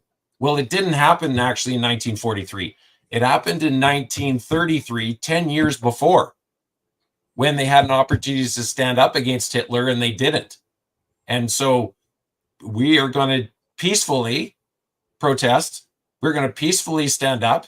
We're going to use the law, and we're going to do whatever it takes peacefully for as long as it takes to get Canada back to where it was before and off this road to tyranny. I mean, we're not the only ones that are like actually pointing this out. When leaders around the world are castigating Trudeau publicly for this, and I mean, the last time we watched the video, you can hear the whole assembly clapping. It's not like one or two people that, oh, I'm looking for 2 minutes of YouTube fame, so I'm gonna say something out there. No, the vast majority agreed, because the stuff that is going on here is emblematic of Tiananmen, more like Tiananmen Square. I mean, when I say, I can't remember if I said this last time, but we were said, well, you want to replace the Alberta police. Well, when the RCMP is tweeting out, well, wait till they see our jackboots on the ground tomorrow and stomping all over a 75-year-old lady with a walker, that is absolutely unacceptable. And there's a ton of RCMP that are amazing and awesome, and God bless them. My father-in-law's retired RCMP, and man, he served well. So I would be basically saying, all you RCMP that love people and don't want to be jackboot on the ground, RCMP, you just gotta read my form that says, do you support the Freedom Convoy? Do you think that you're supposed to serve and protect? Yes. Okay, great. You're welcome in Alberta. Welcome aboard. And the others aren't, because they're forgotten that we're the taxpayers, and they're supposed to actually protect us from the tyrannical government, not do the tyrannical government's bidding. So I do want to correct something I said earlier. The author of that Buffalo Declaration is actually Brenton Froelich, but that gentleman you mentioned, university professor, I'm pretty sure he's connected to those parties as well. But I'll have to confirm.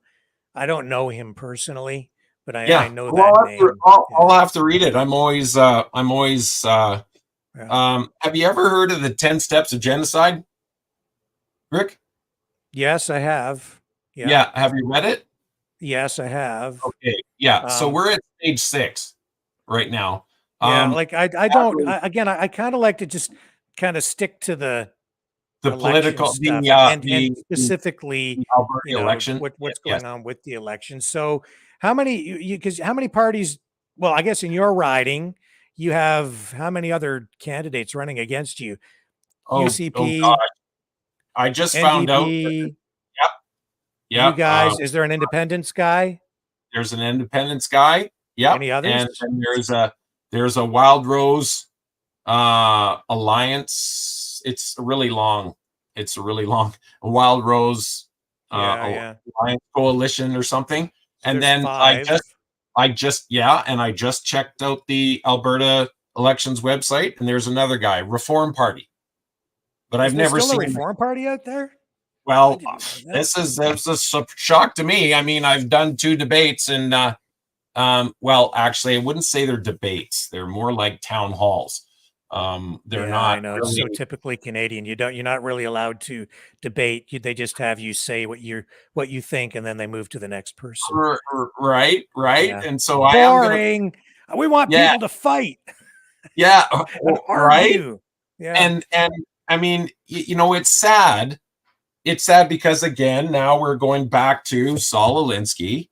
Okay, that is a function of Saul Alinsky, which is never debate the issues. Just scream racist, bigot, homophobe, and Well, so I would have. they do that because Canadians have always been like, well, we have to be polite about it.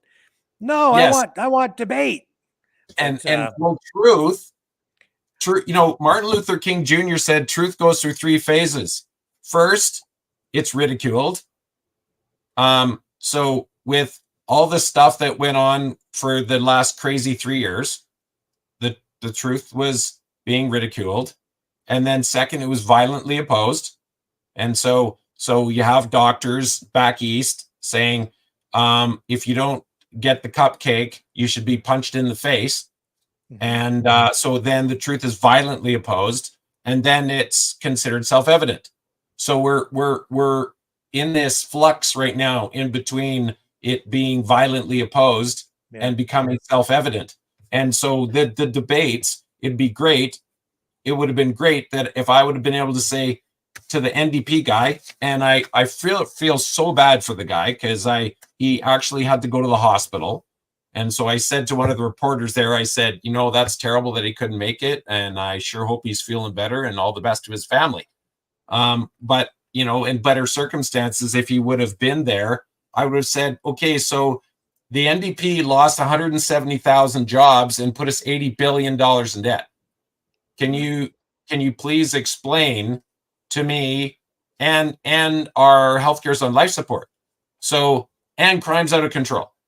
So can you, with those 4 critical things, like so that's a big thing too. You just mentioned that crime out of control, especially in the bigger cities like Edmonton. We've seen Pierre Poilievre, Conservative Party of Canada leader, you know, make stops in Alberta and you know, highlight these public safety issues, you know, vowing to address these issues of rising crime. So where do you stand on that? Well, I live in a tiny town. My actual town is Penhold, which is 10 minutes outside of Red Deer. My car has been broken into twice right in front of my house. There's like 3,000 people that live here. You know, like, I mean, the government's priorities are so out of whack. I mean, I went to a Freedom event and people are drinking Tim Hortons and eating Timbits, and there's some kids running around, and we have RCMP videotaping us. And it's like, okay, do you guys not have any other crimes? Like out of control crimes, but you have 4 people monitoring us drinking Tim Hortons. And so I actually called the local commander and said, can you get this guy to go away? And he's like, well, we're tasked by AHS to keep Alberta safe. That's and Alberta I said, Health Services, by the way, for folks who don't know. Oh, yeah. Thanks, Rick. Yeah, Alberta Health Services to keep people safe. And I said, wait, hold on. Did you just say that you have orders from Alberta Health Services to monitor every peaceful protest in Alberta? And he's like, well, no. And I'm like, then why are you targeting ours? You know, I love the RCMP. They don't get paid enough. And if the federal government would stop us, quit trying to stop us from pumping oil out of the ground, we could pay the RCMP more. But I said to the RCMP, I said, you guys are here monitoring us. I promise you that if I came down to your attachment, there would be a stack 2 feet high of all the crimes that have been happening that you guys claim you don't have time to go deal with. Yet you're busting our chops for drinking Tim Hortons and having Timbits. So the top down, like it needs to be, you know, actually it's interesting because when I was interviewing for the previous party, one of the questions they said to me was, what would you do about the police situation? And I won't give the whole answer, but the end of the day, I said, as great and wonderful as there are RCMP in there, it's hopelessly broken. It's hopelessly broken. And it's top down. It's completely broken from the top. And so it needs to be, so that's why you're advocating for the creation of a provincial police service for Alberta, similar to what we have in Ontario with the Ontario Provincial Police. Yeah, 100%. Alberta version. Yes, because we cannot have any of this, more of this jackboots on the ground thing. And Albertans are peaceful people. There's guns all over the place. And guess what? There's no gun crime here. Gee, what? But the detractors are going to say, and all the gun crime is in Toronto, and that's not me saying it. That is the chief of Toronto Police saying that. And so it'd be so simple. I would add 10 years in prison.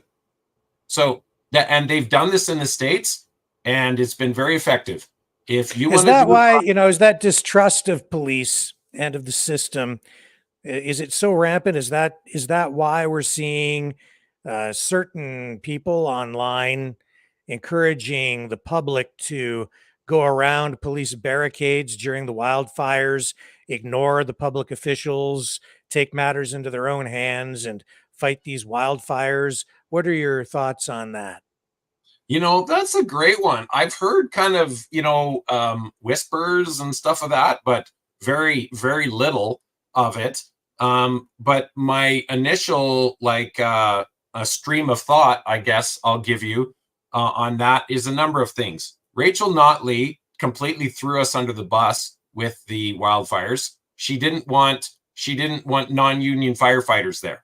So who cares if a bunch of houses burn to the ground? We got to have union firefighters in there doing the work. Albertans are freedom-minded people, and so I don't want to, I wish that I had a story or an article right in front of me where it had all the exact certain facts of it, so I could say factually this or factually that. But if I'm just gonna say, hey, based on you bringing me this information, my knee-jerk response to that is going to be that Benjamin Franklin said, anyone that's willing to give up freedom for security deserves neither, and will lose both. And so we're seeing a rapid destruction of freedoms because everything's based on safety. And Jordan Peterson said the best way to raise children is to let them do dangerous things as safely as possible. And so Albertans are freedom-minded. They want to help fight a fire. Now, could they do it wrong and stupidly? Yes. So absolutely, there's a balance. But when 2 days ago, somebody's telling me that their company offered to bring a bunch of water in and it was refused. So, what's the agenda? Why can't a person come and help fight a fire? I'm not yes, I get it. There's safety issues, but so then do it safely. Say, hey, you want to help? Great. Here's a. Well, I think in fairness to Danielle Smith and the current government, they have asked. In fact, if you go and watch their news conferences, they've made it very clear that if anyone, has any firefighting experience, if they think they can be of assistance in any way, then they are encouraging people to come forward to volunteer or to take employment. And exactly. So they're assessing everyone that comes forward. So that absolutely is happening on the government side, but I do see that there is such an erosion of trust from the public in our institutions, including police, and it's largely because of what we saw happen in Ottawa with, the use of police to beat the peaceful protesters into submission. People have a great distrust of police. And I mean, you're sitting here talking about the distrust that the public has in the RCMP out in Alberta. So you're aware of it. So I guess the real question is, what would you do to restore it? And I think you've already largely answered that by saying you would establish a provincial police service similar to what we've seen in Ontario. So community policing is so important. And for those that are so worried about guns, there's no gun crime here. So, I mean, if you're really that worried about it, then, and if you were actually legitimately worried about it, you do something about it in Toronto, because that's where the major problems are. And it's this simple. They've done this in the States. There's a bedroom community that outside of Washington, D.C., 150,000 people, and they had, this was 15 years ago, they had the third highest per capita homicide in the entire U.S. And so they were like, this is not good. Like, only 150,000 people, and we're the third. We've got to do something. So they put together a task force, but they can't restrict guns at all. That's the Constitution. So they had to think outside the box. I mean, if people get run over by a car, you don't ban cars. So what was their solution? Well, what they did was they implemented a law that added 5 years in prison during the commission of a crime. So that means if you stole something that was worth $100, but you had a gun on you during the commission of that crime, it automatically added 5 years in prison. And they did a big advertising campaign. And guess what happened? They went from 3rd in the nation to 86th in the nation in only 1 year. So, you know, the Bible says that because wickedness is not swiftly punished, people think it's okay to do evil. And the Liberals and the NDP are so soft on crime. And so if you add 10 years in prison for these gangsters that are using illegal guns, let me tell you, they'd come up with a different solution to their issues. And the Conservatives, they have blown it huge. I mean, when I saw that they closed the prison farms, I was outraged. The whole idea, Jesus is about restoration. He's not about crushing you, and our justice system should be about rehabilitation. It's not supposed to be about punishment. Now, is there going to be a punishment? If you go to prison, that's a punishment.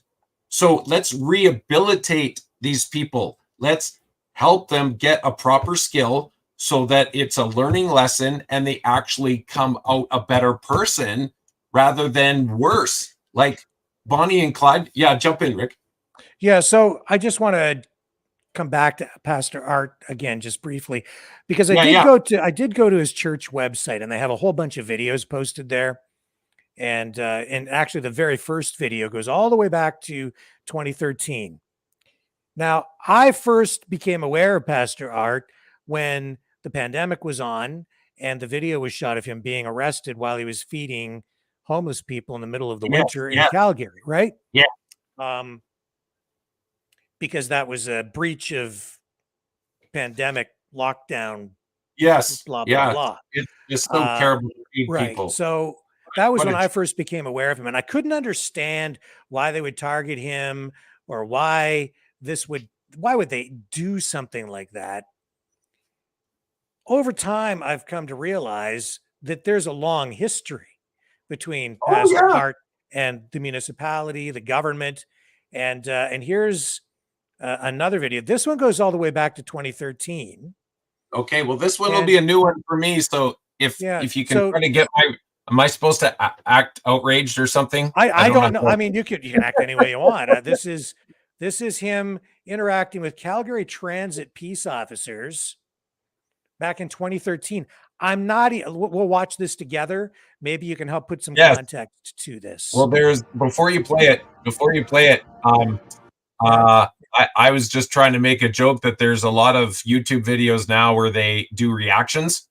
So they have the person doesn't have any idea what they're about to see.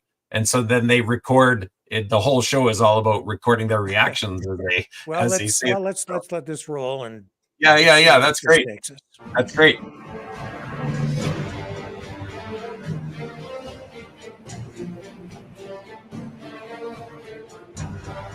I just no. What are you doing? Sir, What are you I doing? just can't let you take these What roles. are you doing?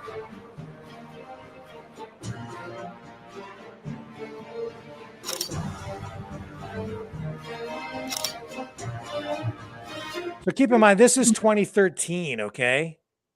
Yes. And this is, I'm going to turn the audio down on this. And you got swastika on it? Who do you people think you are? That's not your business. Yes, it is. No, that's not your business where I'm going. I'm passing through. And to where though, sir? That's not your business. That's not your business when I'm going. I'm a free citizen. Am I under arrest? Did I commit a crime? Do I need to make you under arrest? Make me under arrest if you want to. Why not? I'm simply Because I didn't commit it in the crime, lady. You're breaking the law. You're breaking the Charter of Rights. Let me pass through because I have a right to pass through. Period. private property. That's.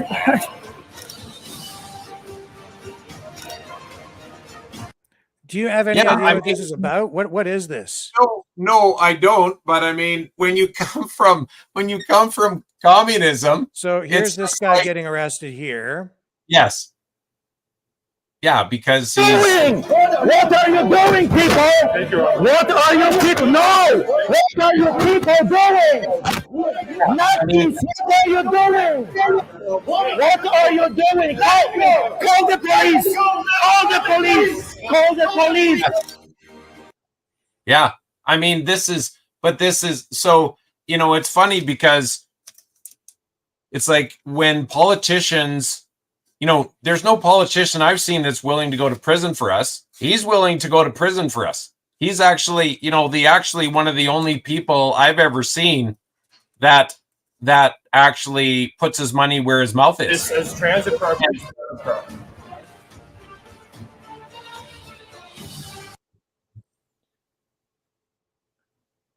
Why does he keep getting arrested? Well, because why does this keep happening? because the thing is that just like why did the FBI attack Martin Luther King Jr.? Like it's not freedom of speech doesn't even start until you don't agree. This is the whole point of Canada, and the whole with Bill C-11 is an attack on freedom of speech. And so at what point do people this is something to do with the Calgary Stampede. Stampede greed, Jesus offends, says Stampede Committee. Stop discrimination, Christians. Homosexuals, Muslims, Stampede says yes. Christians, Jesus, no. Yeah, I don't know really what that sign is trying to say. I think it's just saying that they don't agree with homosexuals and Muslims. If I'm So Pastor Archer doesn't agree with homosexuals or Muslims?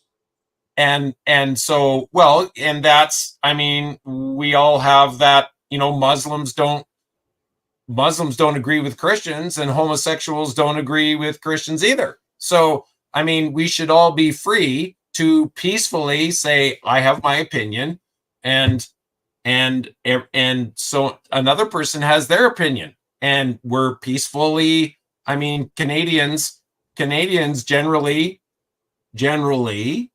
have been somewhat decent by just saying, you have your opinion, I have my opinion, and we'll both agree to have our opinions.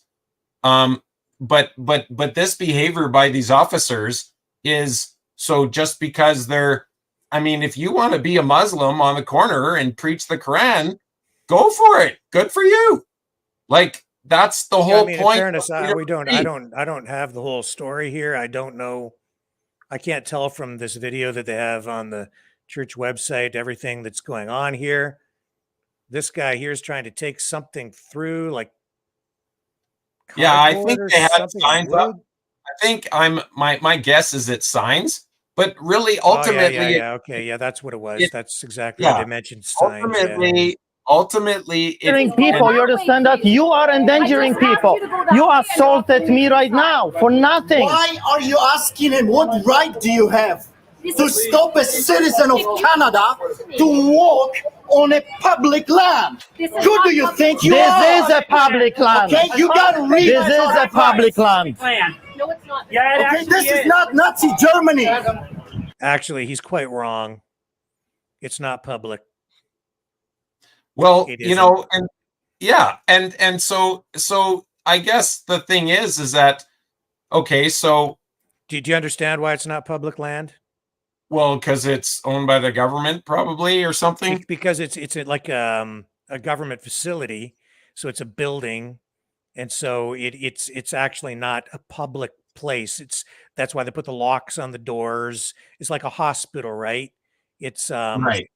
Yes. it's open to the public to come in, but it isn't like public land, right? Yes. So Yes. and you can't have it to be public land because, like, for instance, at a hospital, there's patient confidentiality. That you can't just have the public walking into an operating room just because they want to. Oh yeah, absolutely. Or into a patient's room. yeah. And so Yeah. it's the same thing at at a rail terminal, which is, it appears, where they were there. They need to be able to control the facility for safety and efficiency to make sure the trains run on times. You can't just have people running anywhere they want in the building or jumping out in front of a train or doing something that might get themselves hurt. So it's not a public place. So he's quite wrong. And I see that mistake made repeatedly. Yes. Personally, my viewpoint in that is you have to you look no further than the craziness that's going on in the States, that if you wear a shirt, a Trump shirt somewhere, someone punches you in the face, and they call that like microaggressions. Right. No. Like, the whole point of freedom of speech means you have freedom to present your opinion. I have my freedom to represent my freedom. That's exactly how this thing works. But the left, my observation here, though, is, the first time I saw Pastor Arthur get arrested, I was really upset. I mean, I was enraged because, it's just like the guy's feeding the homeless and you're arresting him. Like, this is ridiculous. Yes. But over time, I've now seen that there's a history there with police, a history with law enforcement, and they keep arresting him over and over again. And there was a history that predated his arrest on that day when I first became aware of him in Calgary during the winter, when he was arrested outside feeding the homeless. So the cops were aware of him, and I didn't know that. So, I still don't agree that he should have been arrested during the pandemic, but I'm wondering, why am I seeing this routine? And why is it that every time he's arrested, it seems there are cameras around and it's always recorded and then posted online. And that certainly doesn't hurt his public image at all. Well, I think that in the age of, and this is, it's funny. I'm going to just come right out and say it. It feels kind of staged. Well, I'll tell you. So when Pastor Arthur, when he was in prison, and he was like, well, I keep getting arrested for being a pastor. They can't surely arrest me for being a politician. And so then when he was, they can. They will. They did Maxime Bernier too. They don't care. Right. In fact, they seem to go after you more if you're a politician. But anyway, I digress. You go ahead. Yeah, and that strategy might not pan out for him. But so I was there when he was when he was elected, I was there, and there was a Chinese couple there. When he was elected elected as the leader of the other party that booted him out. and for advertising purposes, I'm not saying. Okay. Okay. There was a Chinese couple there, and I got talking to them, and they were like, "Yeah, we're so blessed to have somebody like Pastor Arthur. We escaped communism. We're shocked that we're coming to Canada and there's so much communism here, and Canadians are absolutely clueless about the communism, and Pastor Arthur is fully aware of it, and he's standing up against it." And so really, when you are kind of on the front lines of this, I mean, go back to Martin Luther King Jr. again, same thing, right? He was attacked. The police hounded him. He was attacked by the FBI. These people don't get freedom of speech. And so what has happened to Pastor Arthur? I mean, and so you constantly are intimidated by the police. You're constantly getting fines. So finally it's like, you know what? Guess what? I mean, I would be videotaping this all the time myself, because this happened to me. I mean, I was at a freedom event where and they're videotaping us. And so I'm out here on the side of the road in my little town, and I've got my big sign. My big sign says COVID equals communism. So I'm literally there on the side of the road all by myself for 5 minutes. I'm there for 5 minutes. RCMP pulls over. Well, let me tell you, the first thing I did is pull up my phone and start recording, because nowadays you don't know if you're dealing with Gabriel or Lucifer. And so the officer was comical. I wish you could see this, Rick. I wish you could have been there. He comes around the side of the vehicle with his hands up like this, like in a "don't shoot" posture, and he says to me very kindly, "Hey, you're not doing anything wrong. You're fine. I just want to know what is your sign all about?" And that is exactly what type of interaction there should be. Not jack boots on the ground. Wait till they get our jack boots in the morning. Like you're supposed to be. And Pastor Arthur is okay. Is he a grain of sand irritant in the clam? Yes, he is. But if you let it do its job right, it'll be a pearl. And so the best thing that ever could have happened is what happened with him, because and with the Freedom Convoy. It's bad that it happened to those people, but those people were very brave in what they did. And it's starting to wake up Canadians about the entrenched tyrannical forces that are slowly have gotten a hold of the Canadian government, and they're completely adrift. It's not, and this is again earlier. It's interesting. This is coming a bit circle-ish.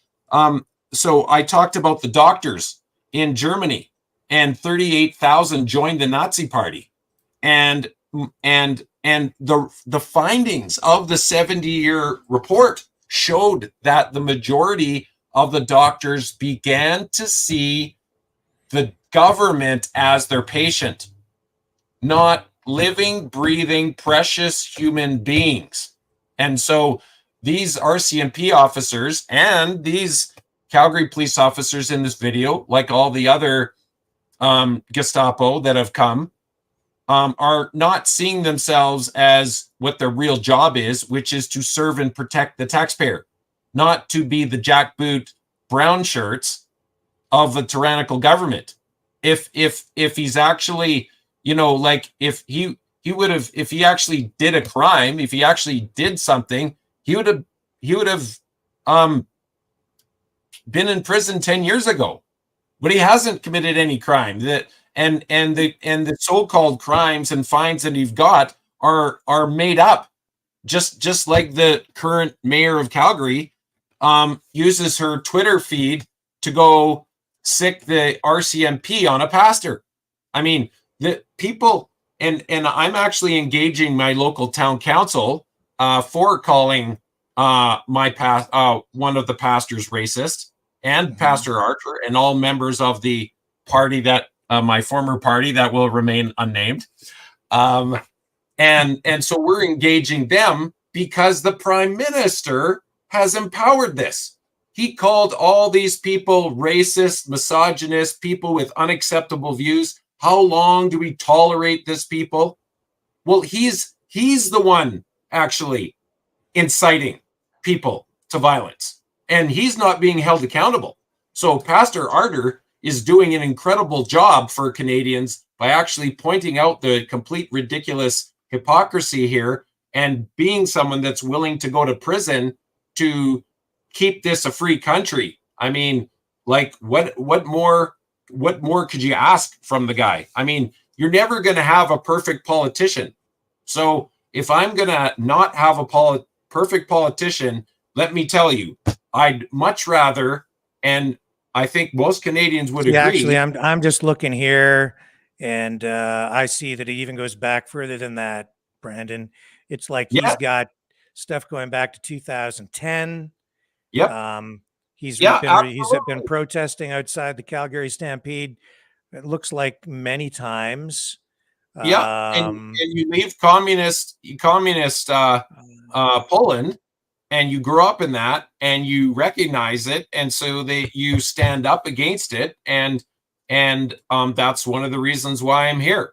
I have a grandson who's 2. Yeah, and I mean, I don't mean to put you on the spot trying to defend somebody else. He's just the leader of your party, so I'm just talking about it for that reason. But if you look at the big scheme of things, like like I don't know if you want to talk about one of the things on our platform is outlawing 15-minute cities, and ending digital ID surveillance, restoring basic freedoms, eliminating unnecessary. They're saying here that he was fined for breaking a city bylaw by trying to crash, that's their word, and this is the Calgary Herald, crashed the 2012 Calgary Stampede Parade with a group from his church.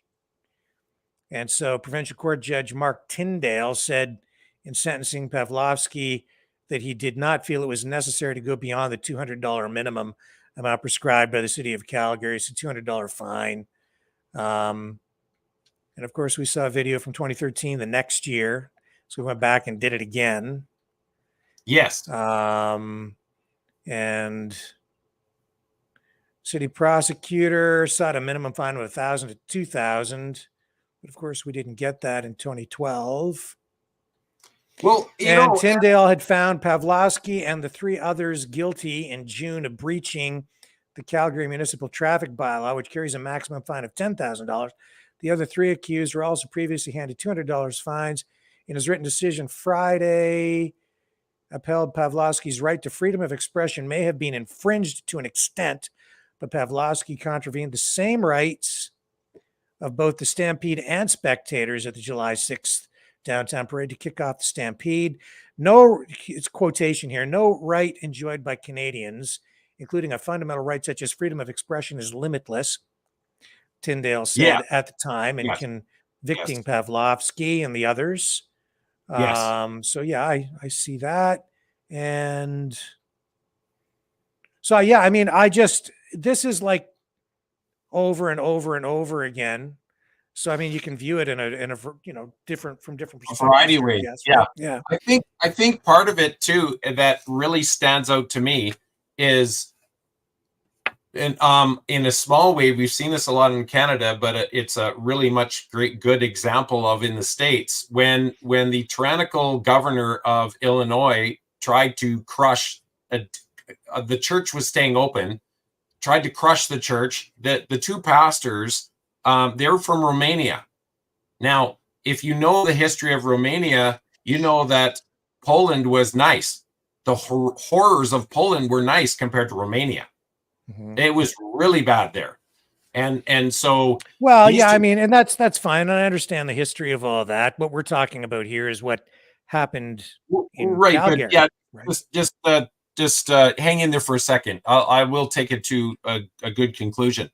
they said, no, we're not doing this tyrannical, stopping us from having a service anymore. The governor threatened to bulldoze their churches to the ground. They stood firm. At the end of the day, they took the government to court. They beat the government in court.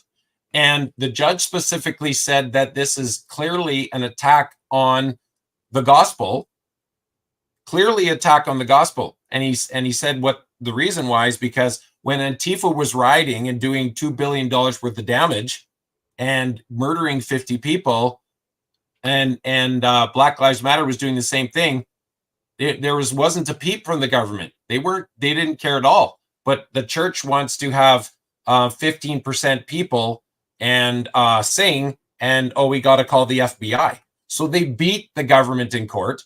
And the same thing happened in Canada when they were rioting in Winnipeg and tearing down statues during COVID. The police just stood there and watched and did nothing.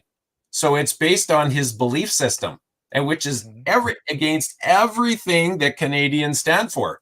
And so yeah, he might be aggressive sometimes, and he might be bombastic sometimes.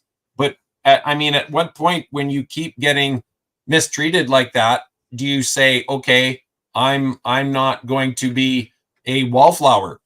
I actually said in my speech, well, it wasn't my speech, but one of my answers, I said to the crowd, I said, you might find me from time to time politically incorrect. You might find from time to time that I seem like a little worked up. Okay, so do you want the same old, a political wallflower that just goes to Edmonton and does nothing and same old, or do you want a fighter? Do you want someone that actually cares and is passionate about this and is going to go fight for your freedoms and is going to go fight for what's right and true and freedom of speech? And it's sad, Rick, that I just can't get this out of my mind. The last episode, you're like, okay, we gotta flip over off YouTube. Now, are you kidding me? You got to flip off YouTube? That is unacceptable. But it's like crickets. Nobody. Pastor Archer is bringing Key and Bexy. Yeah. So he got. So Brandon.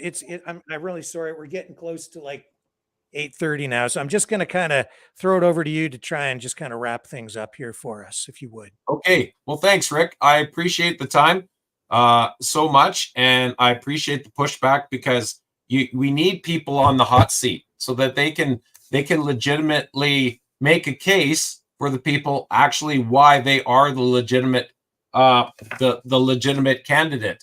And I know I've said this before, but I'm going to say it again. The definition of insanity is doing the same thing expecting a different result. And the people that are in power right now have proven that they do not have our best interests at heart. So at some point we have to say, and the fear mongering, you're going to split the vote and so that they can continue to consolidate power. Are they fighting for your right to free speech? Are they fighting for your freedom to stop the WEF? Are they fighting to stop 15-minute cities? Are they even aware of any of these things? Most of them don't even have a clue. So how can you actually count on these people to step up to the plate and put things in place and fight for you when half of them don't even know? They're just like, hey, I was a waitress. Now I'm making $120,000 a year, making all these decisions for everybody. Well, Brandon, I thank you so much for joining us on the program. Ammo C9M makes a very good point, because obviously a regular viewer who knows that I really just want my garbage picked up weekly. I don't really care who's in power. The way I view government is it's like they are the public garbage service. So as long as you fill in the potholes on my street, as long as my garbage is picked up once a week, that's all I really want. Okay. Hopefully you can do that. And Rick, I want to make sure your garbage is picked up, but I want to make sure you pay 75% less than you're paying. Okay. To get it picked up. You're paying way too much. And a good government a good government's going to make sure that you're not nickeled and dimed and taxed to death. Well, So, I'm out thanks here a in lot. Ontario, so it's a little bit different. But if you get elected, maybe you can have set a trend, and maybe we'll get a little less government out here and a little better garbage pickup. Yeah, that we're going to do that. Absolutely. You have my word. I will fight for that. Well, thank you so much, Brandon. It's been a great conversation. I'm glad you could come back for part 2. I think it was Thank you, Rick. insightful for people. An absolute pleasure and an honor to have the opportunity to possibly win the trust of the people and go fight for them. Do me a favor, will you? I'd love to have Pastor Archer on the show. So, Okay. I've reached out to him in the past without success. I don't know if I'm actually reaching him or not, but if you have a direct line to him, please tell him he's welcome on the program anytime. I'd love to have a conversation with him. I'm sure that our viewers would welcome him with open arms. Oh, big press conference tomorrow that you'll probably want to check out. Big press conference at 12 noon tomorrow. Pastor Arter speaking in front of the legislature. So is there a live stream we can pick up from that, or I don't know. I just got the news on the wire. I don't even know really what the big announcement's going to be. So that's a Christmas present for all of you, early Christmas present for all you guys out there. I don't know what this big press conference is, but a number of the members are going to be there. I'm working hard tomorrow, putting yogurt on the shelf for everyone, yogurt and eggs and milk. So I will not be able to be at that amazing event, but I'm going to check it out on TV like the rest of you. And shout out to those, especially, around those of you around the world. Thanks for tuning in to Maverick News, but especially thank you to the States. Canada, you do not get enough gratefulness from Canadians. We understand that we would be in a Soviet gulag that without you, and you've done so much for us, and thank you for the sacrifices that you've made for Canadians. Okay. I can't say it enough. So thanks. Thank you, Brandon. Ladies and gentlemen, Brandon Pringle of the Solidarity Movement of Alberta. Thank you so much, sir. Thanks again, Rick. Have a great night. You too. Okay, folks, that gets us to 8:30. I'm going to take a quick break and fire up the phone lines so that you guys can have your chance to weigh in on the issues of the day and maybe even bring me up to date on some things that maybe I've missed in the news cycle. So stay with me. I shall return right after this.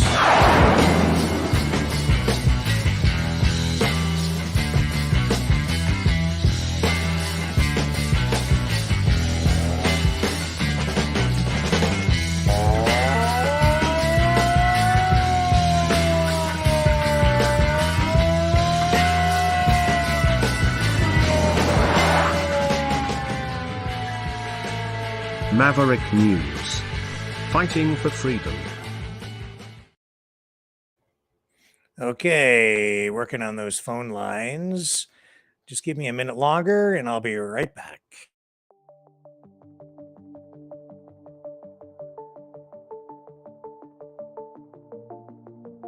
Greetings, brave Mavericks.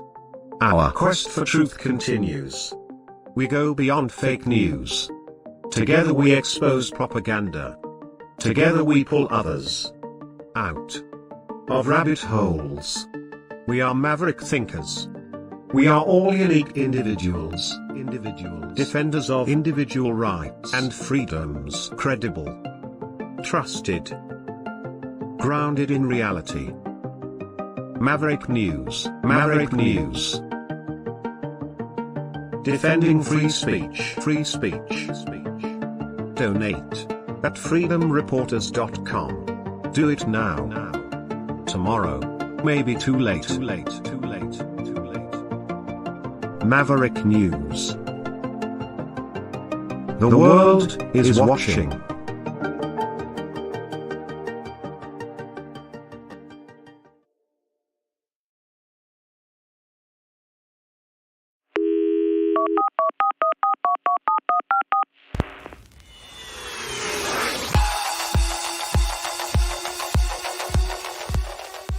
Join the conversation. Call 1-833-975-3733. That's 1-833-975-FREE. Speak up. Speak out. Make your voice heard. Maverick News. Fighting for freedom by defending your right to free speech. Be a Maverick. Join us.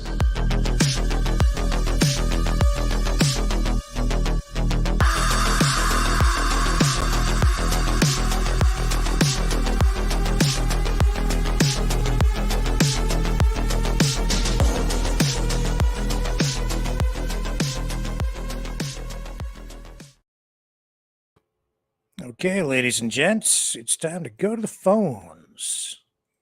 First caller of the night. Direct from Burnaby, BC. Who do we have on the line? Caller of the night.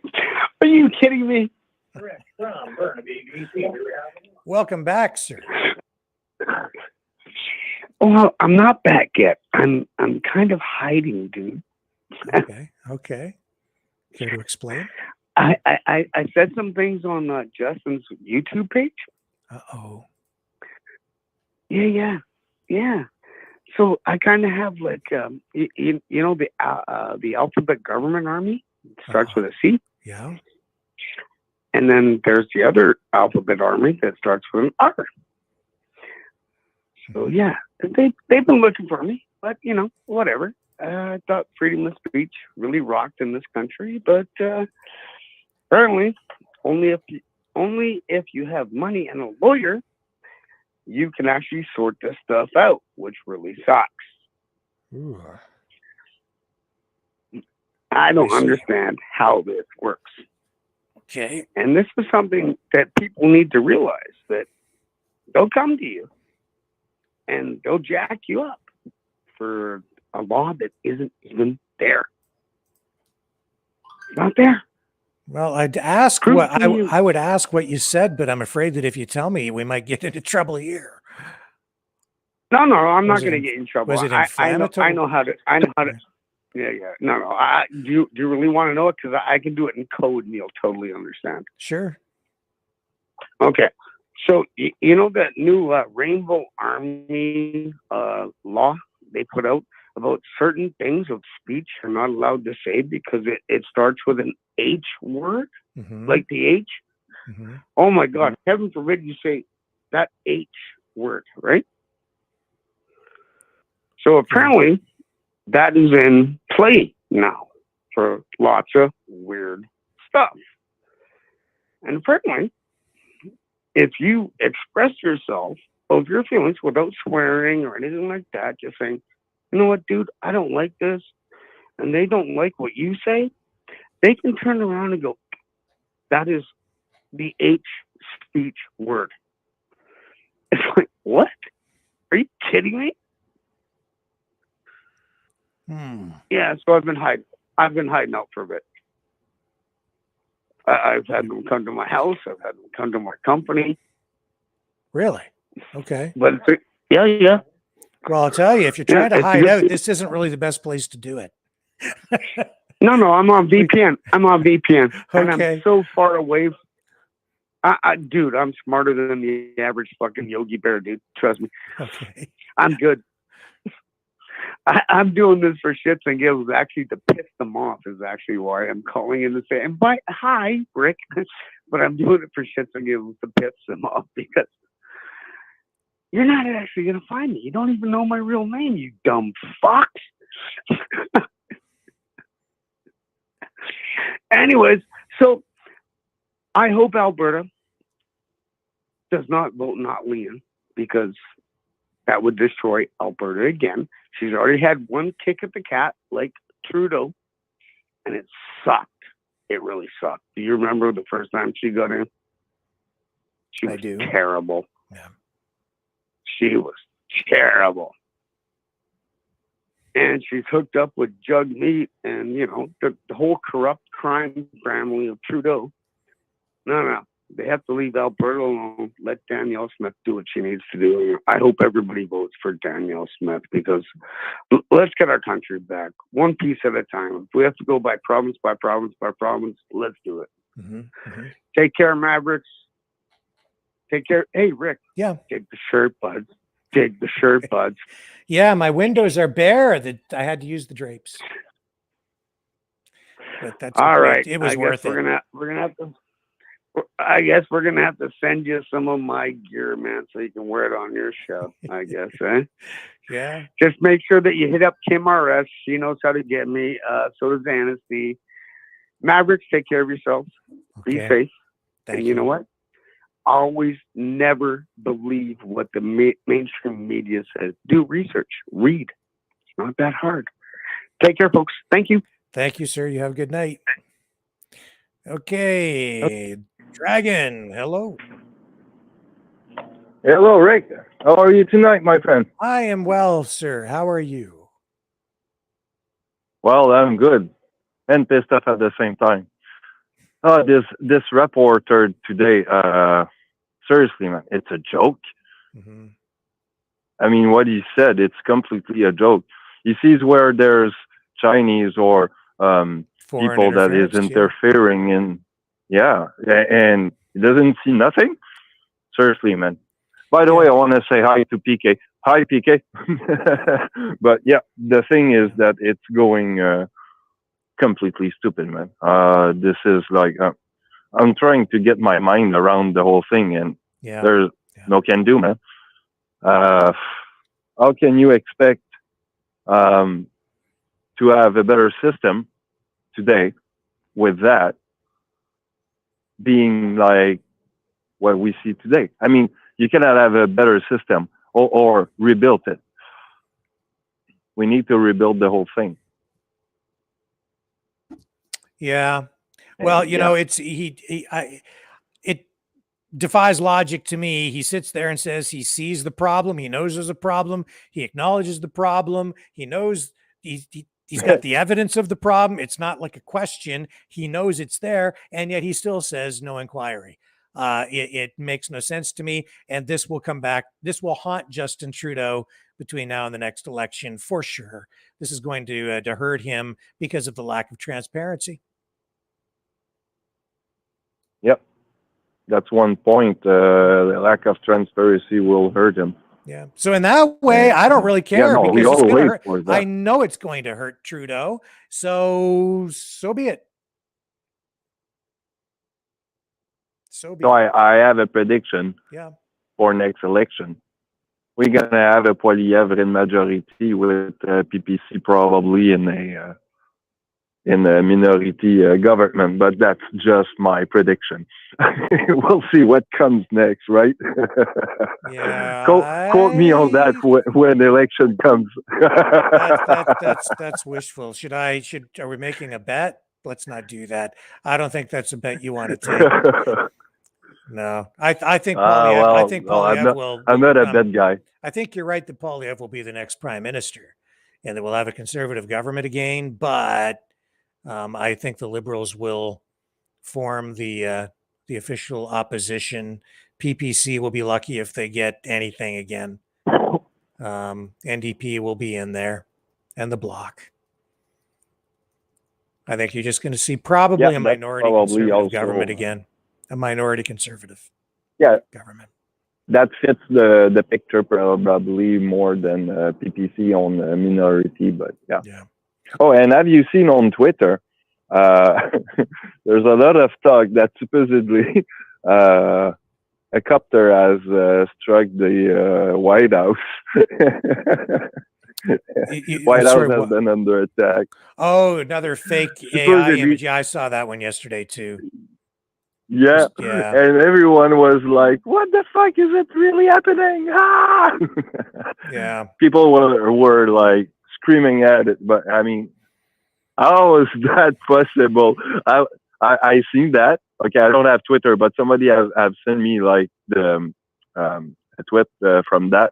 I've seen the thing, and I could see basically it's from Independence Day, the movie.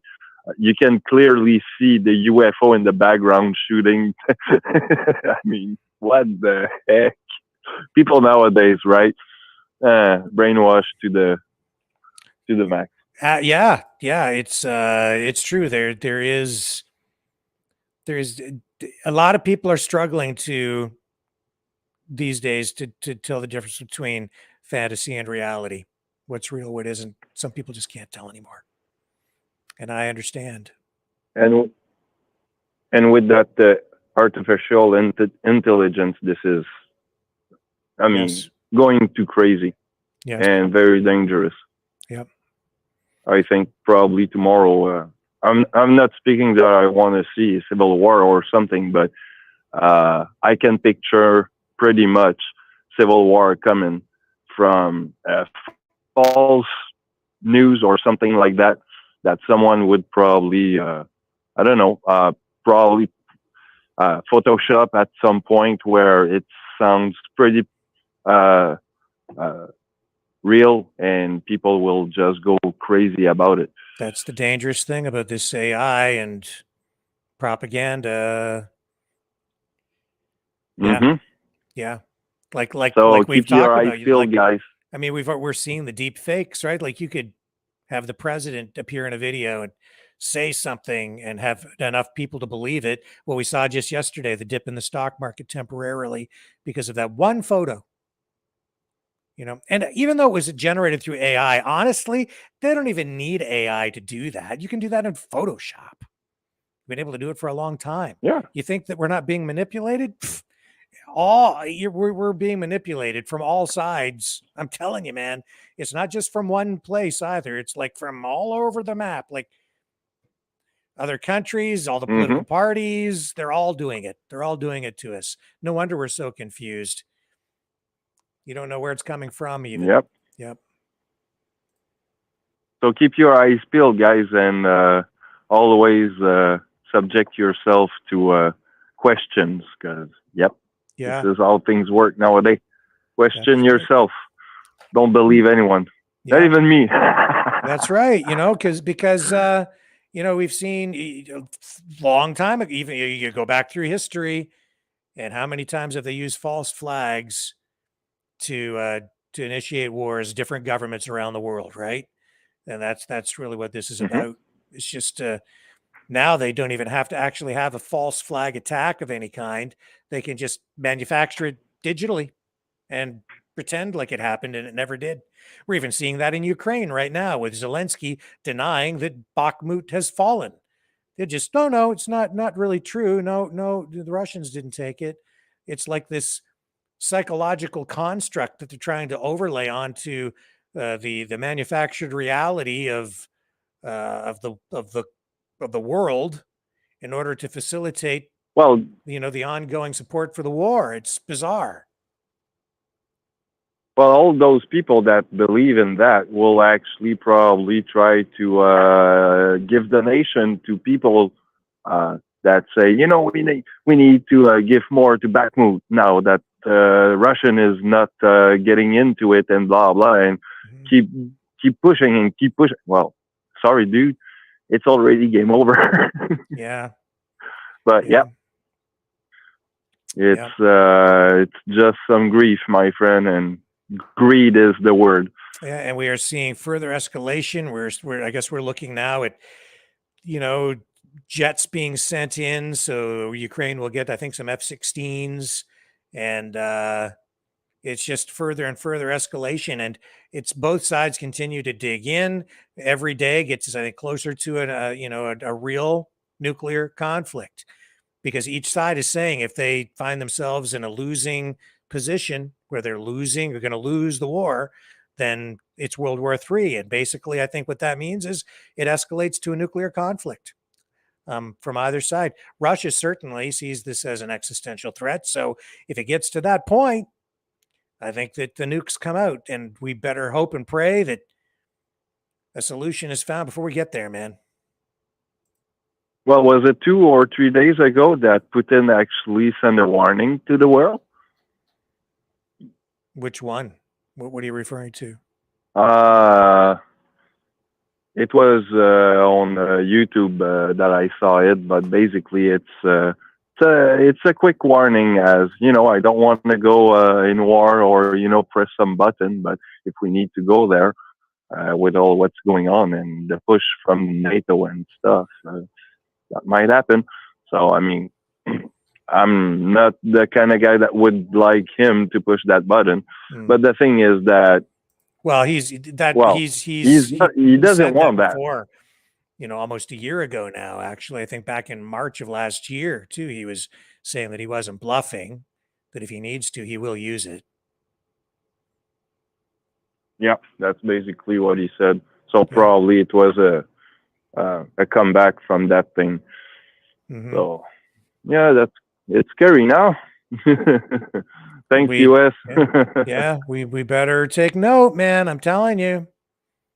We're just not taking it So now we seriously have enough because we've never Jet. had to deal with it before. But I think this is a very, very real thing for really the first time. And the Thinking Jet, Last thing I'm thinking is that I'm picturing R2-D2 on the X-wing fighter.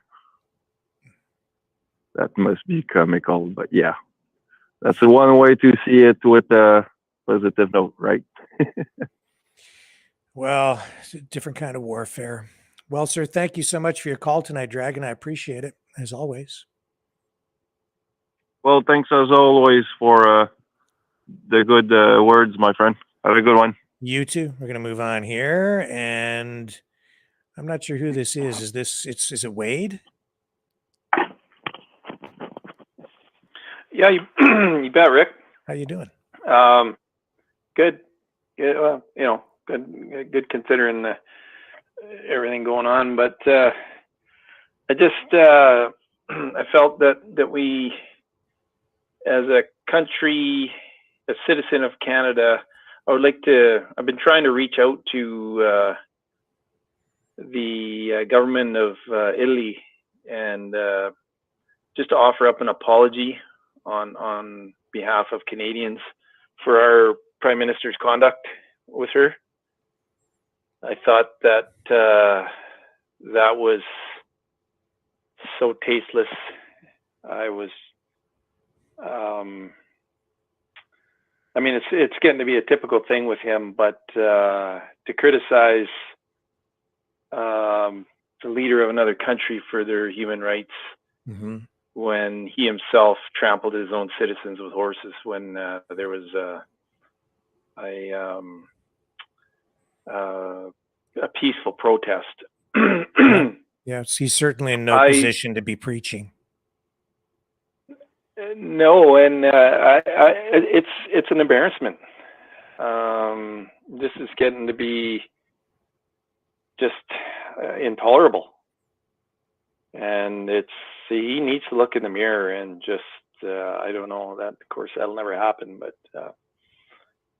but anyway, I seriously I'm trying to reach out to anybody who would just I think they need to hear from a Canadian citizen what that guy is really, how he's looked at from a citizen's point of view over here, and then maybe because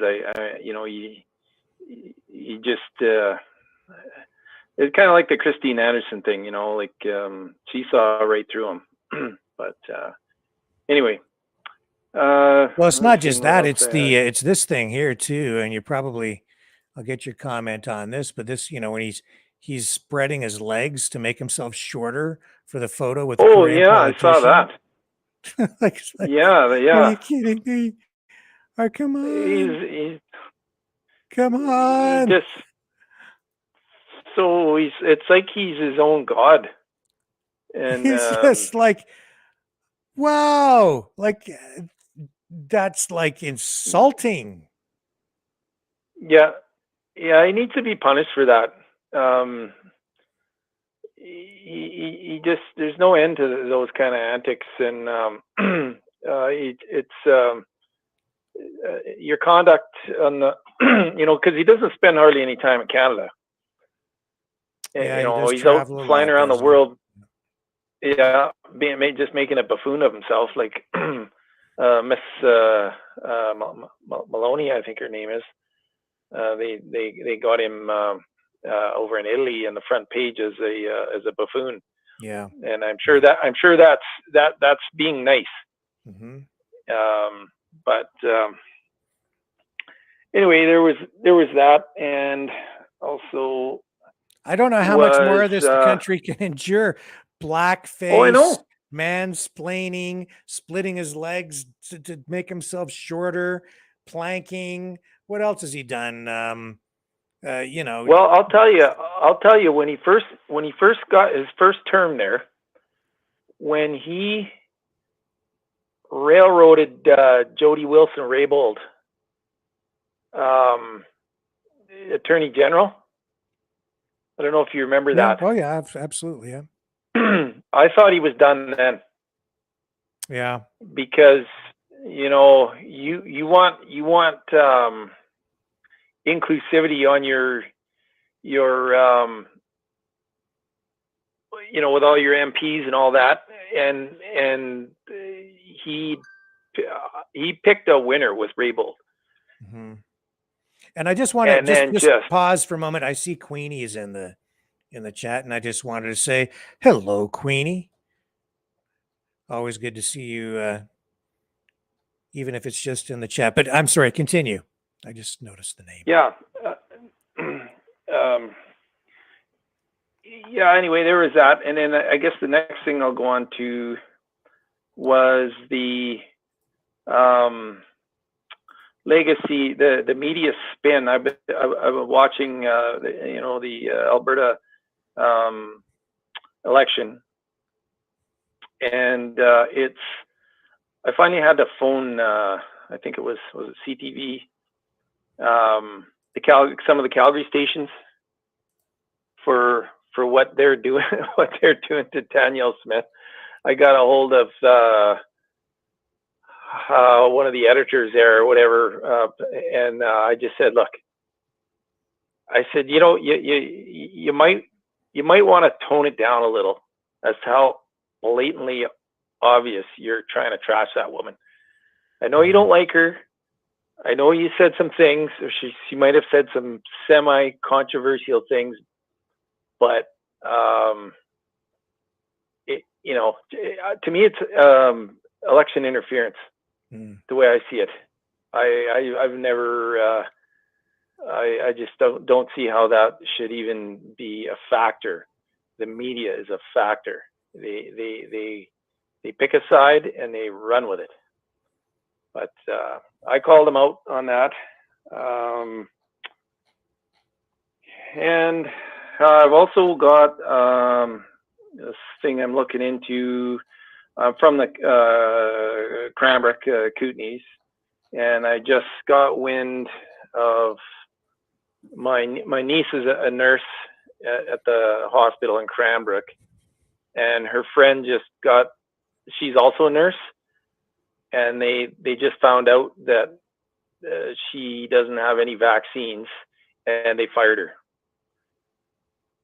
So I'm just putting that out there. I'm going to be digging into that, and yeah, it's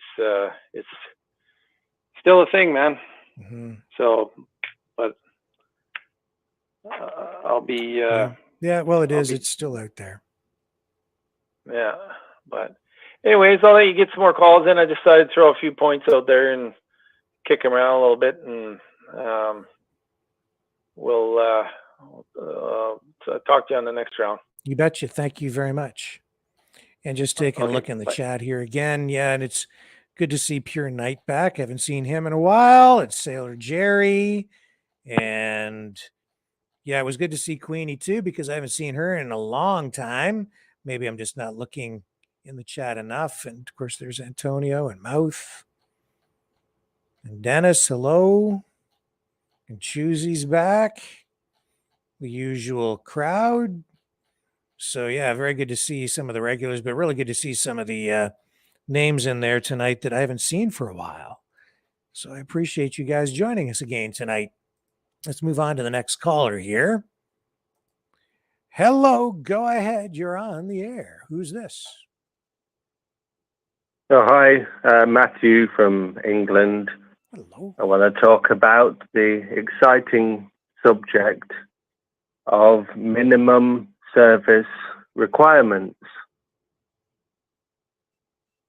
It was a new law that was passed yesterday in England, the Minimum Service Requirement Act, which excludes all public sector workers from going on strike.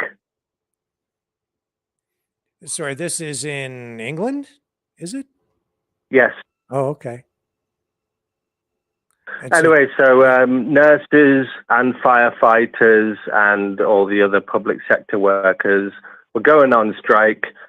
Obviously, the people exempted from being on strike before were the armed forces and the police and one other category I can't remember. But yeah, they had amendments that are put forward by the opposition party to stop the foul and disgusting erosion of workers' rights. It was the most devastating blow to public sector workers' rights for, well, since forever.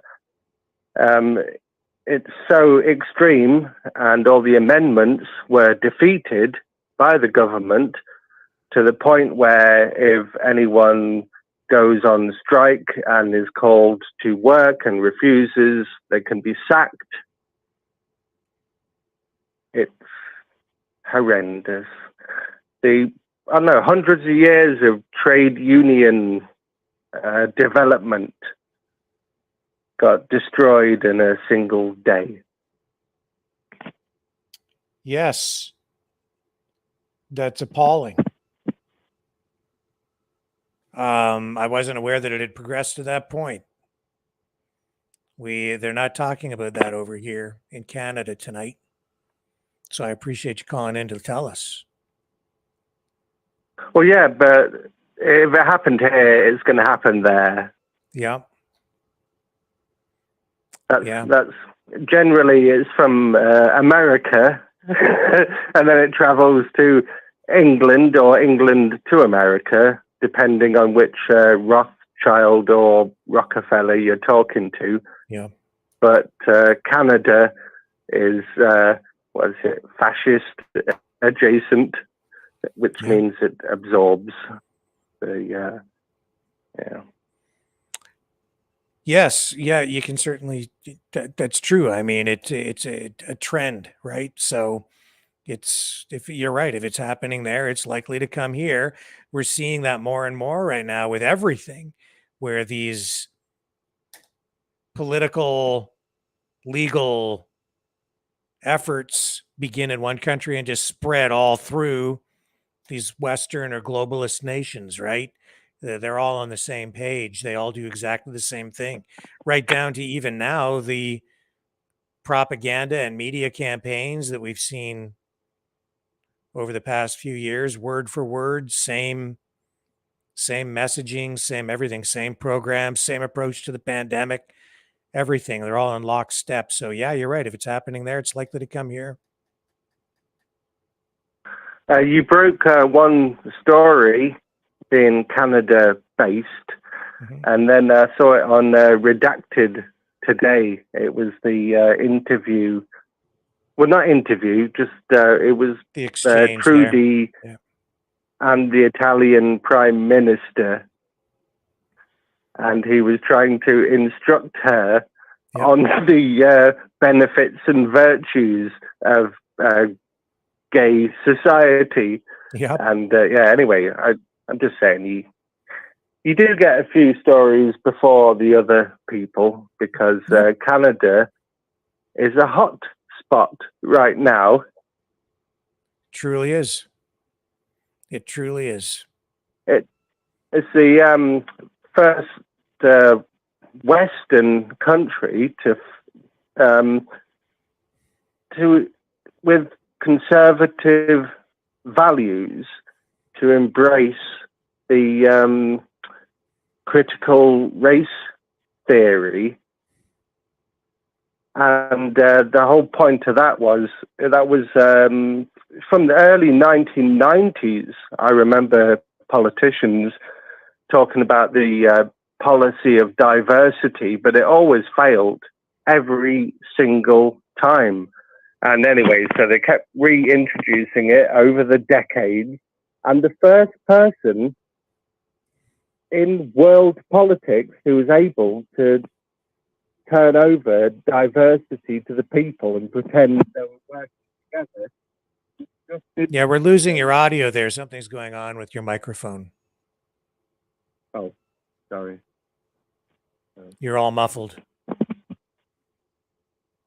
All right, I'll leave it there. Okay. Well, I'm glad you called. Yeah. Always a pleasure and insightful, and I'm glad you gave us the information on the right to strike being now denied to basically federal workers, right? In England. Yes. It was horrendous. It was yesterday, and all of the opposition amendments were defeated. Yeah, and I can barely hear you at all. Okay. Thank you. Good night. Yeah. Okay, thank you, sir. Great call. And we're done. Okay, folks. That gets us to 9:05 p.m. Been a pretty good show. Thank you very much to Brandon Pringle. Just a reminder that you can support the show by donating at freedomreporters.com. That's the PayPal page that helps us pay all the bills for the phone system, for the software, the hardware, the subscriptions, cover all the expenses and so on. Or you can also donate at maverickdonations.com. That's the Give, Send, Go account. Or you can donate through the Rumble rants on Rumble.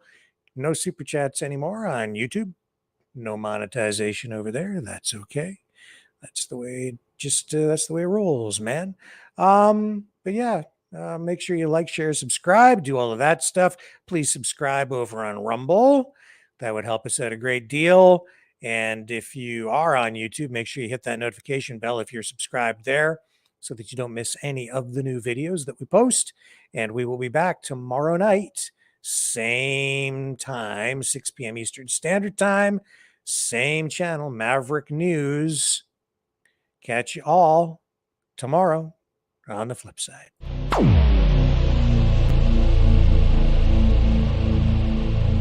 This has been a Maverick Multimedia production.